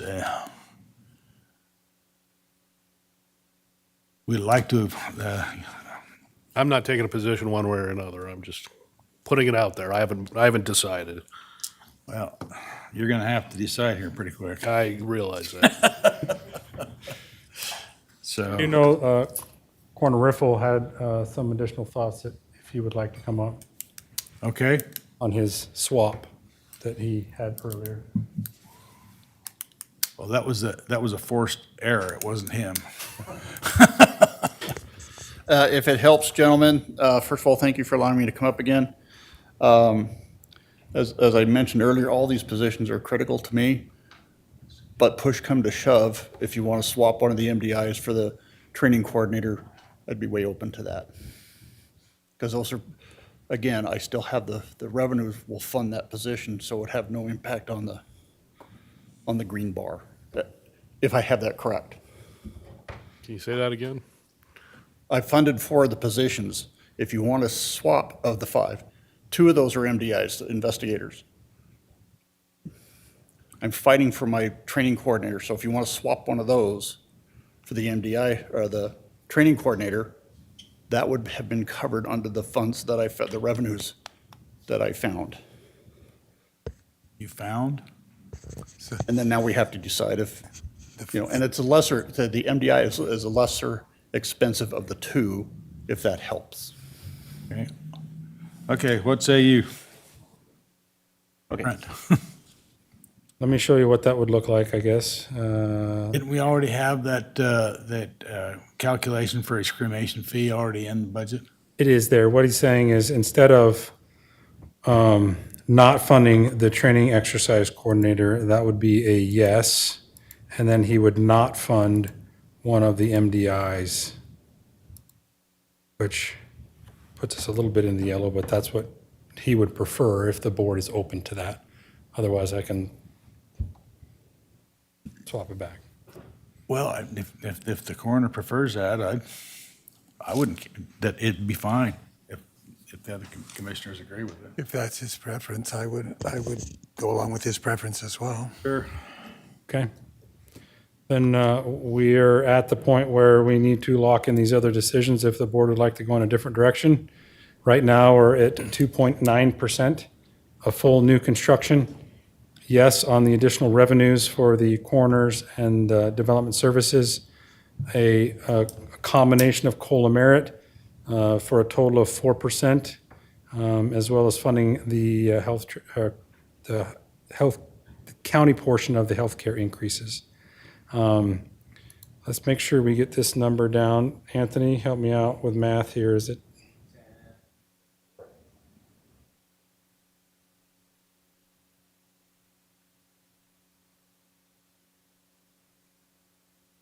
There we go. So in the master facility plan, the 21 million, 10.4 of that would be rolled into next year to fund these CIPs and EUEs that you talked about next year, leaving roughly 10 million, a little more than 10 million in the master facility plan this year for the board to decide to roll into either the jail construction or admin building. I think you'd heard earlier that the cost estimates for the jail remodel that's going on right now is, I think, an extra $5 million. Is that someone from operations here that can?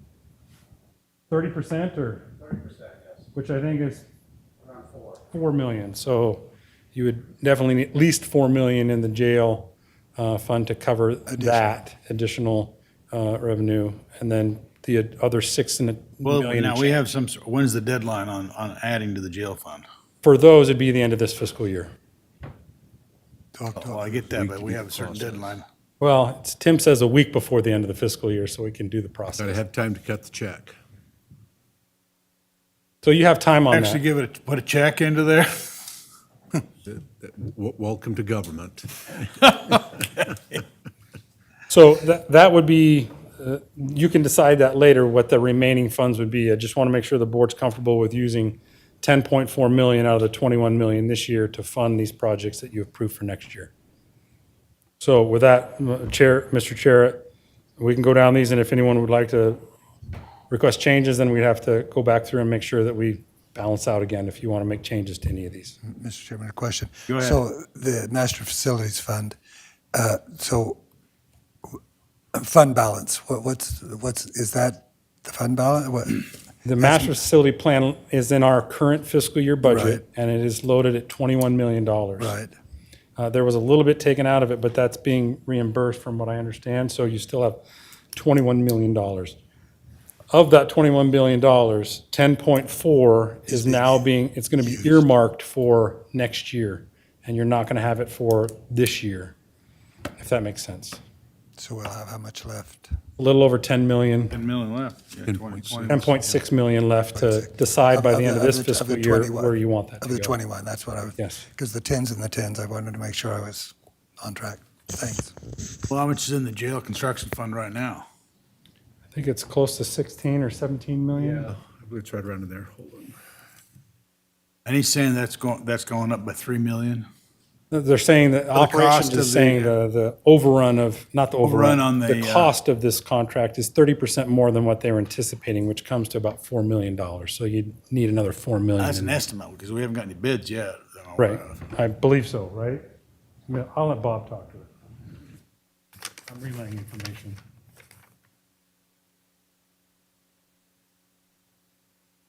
Mr. Chairman, Commissioners, we're working with the architects that are designing it as we get closer and closer, and we're looking at, tariff impacts, we're looking at cost increases, and so right now, they're estimating around $4 million.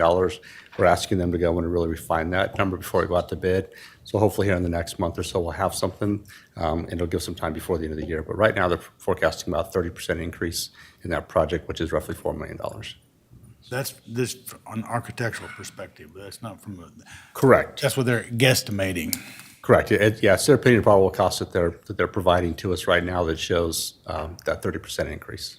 And that's more than just the jail, and that's more than just the kitchen remodel. That includes the infrastructure around the new property and to secure it, because we're going to have the kitchen's going to have to be outside for a while, right? Yeah, correct, Mr. Chairman. So that's going to include the site work that we're going to do, the security perimeter fencing, the roadway off of Allenbaugh to the new gate.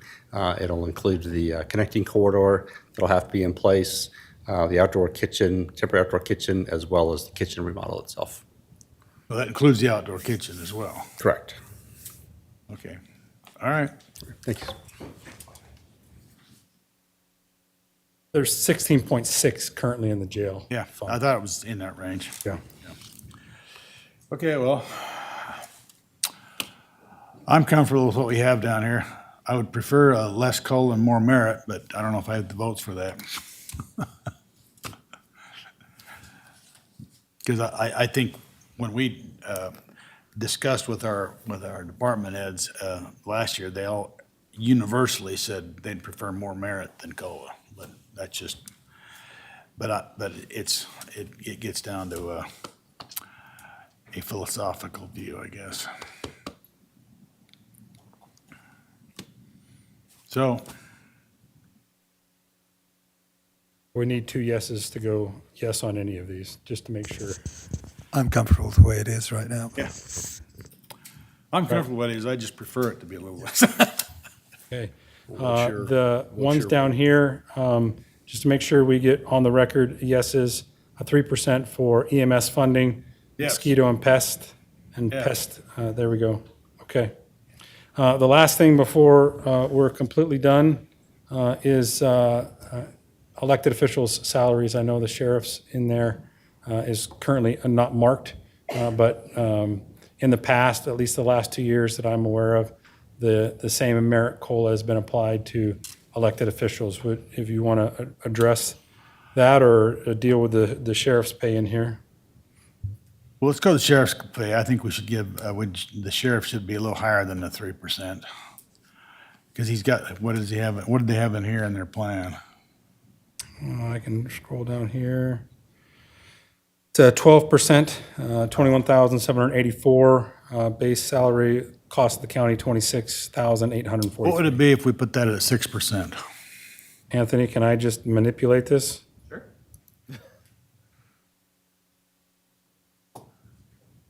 Yeah. Okay. Didn't change anything there. It'd be roughly, what, 13,400? Would you go along with that, 6% for the sheriff?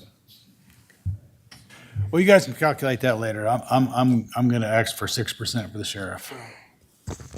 just for the calculation up here. It would essentially be half of that, so Right. divide 21 in half. So that 26, replace it with 134, 22. So it'd basically be 20. The yellow would be moved up by that. Yellow would be moved up by that amount, correct? Yeah. Would be about 25,000.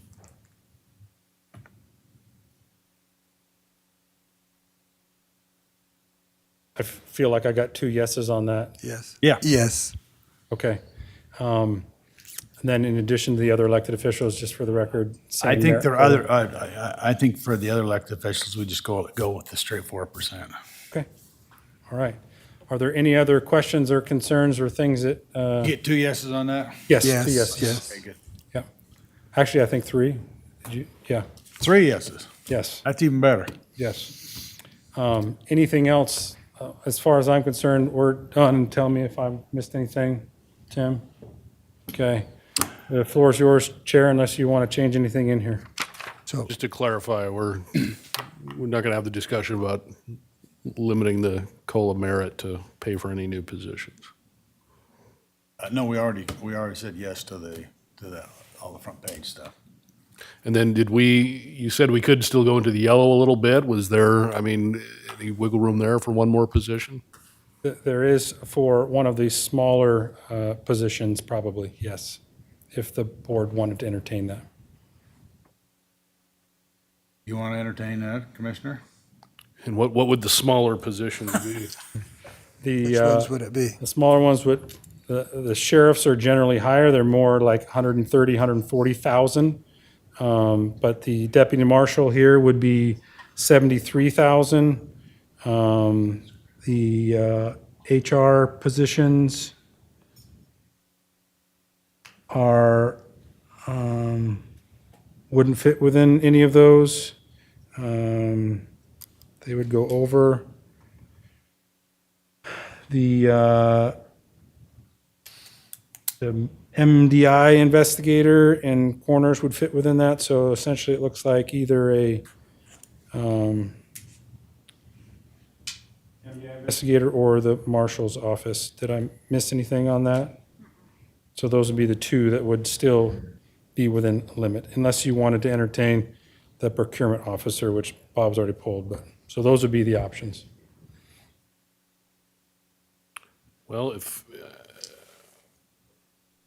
I were to pick one, I would probably pick the death investigator if we're going down that road. Well, now correct me if I'm wrong, because we have until, August something to set our tentative budget, correct? That's correct.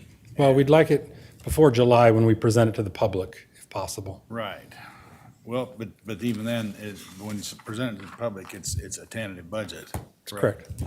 And then we can change it even up before the August date, correct? We could increase it before And then. but when we set the tentative budget, the official tentative budget, then we can't move it up, but we can't move it down, correct? So we could adjust this a little bit if we chose to.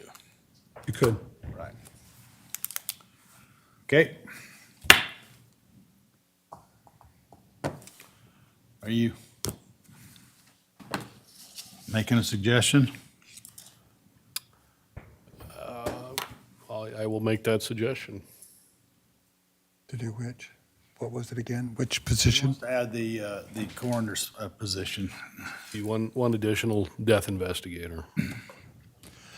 Well, I guess since again, correct me to clarify what the chairman just said. We have between now and July, I guess is what you're really saying, to kind of analyze this again, and it would relate to the revenue projections as well in terms of the state. Some other factors could come into play between now and then that's a question. There are always factors that could come into play for sure. That may help us do that without doing it right now in terms of those other positions that we're talking about. So I would keep that open in terms of that, in that context, where we are now. And again, between now and then, kind of as a target, July 1st, have see what happens. Happy to do that if that's the direction of the board. Okay. Yeah, because I'm looking at it again. You have to publish on or before the first Monday in August. The budget officer has to submit a budget and materials submitted by the offices and departments to us, which you're doing now. So you're ahead of schedule. We are ahead of schedule. That's by design since we're. Yeah, well, sure, we want to be ahead of schedule. And then when the board agrees on a tentative budget, the budget officer must publish notice by the third week of August. So we have, we can actually adjust the tentative budget if we want to. Can. What I'd ask is for the team to continue on doing what we're doing, to set this as a tentative budget so that we can move out with those That's things. fine, we want to set that, but we just so we understand, we do have Yes. kind of flexibility. And as I mentioned when we started off this discussion, we have, in addition to the over 2,000 employees that are the subject of this budget, we have 575,000 people who are watching and wanting us to do the best we can with what we have, and I think we've arrived at that. And then we have 105 over just a little north of here that keeps a close eye on what we do. Absolutely. I think it says a lot that we were able to keep under 3%. Yep. It shows that we're only taking what we need, not what we want. Well, that's right, and there's a lot more wants in here that we didn't that we didn't agree to. But I think it should be stated that we set out in this process to have a strong budget that would allow us to continue to provide the quality of service that the county has done forever, and we think the all of our emergency responders, the EMS and the sheriff's office has been funded to keep providing the top-notch service that they provide to the community. And I'm happy with that. Thank you, Mr. Chair.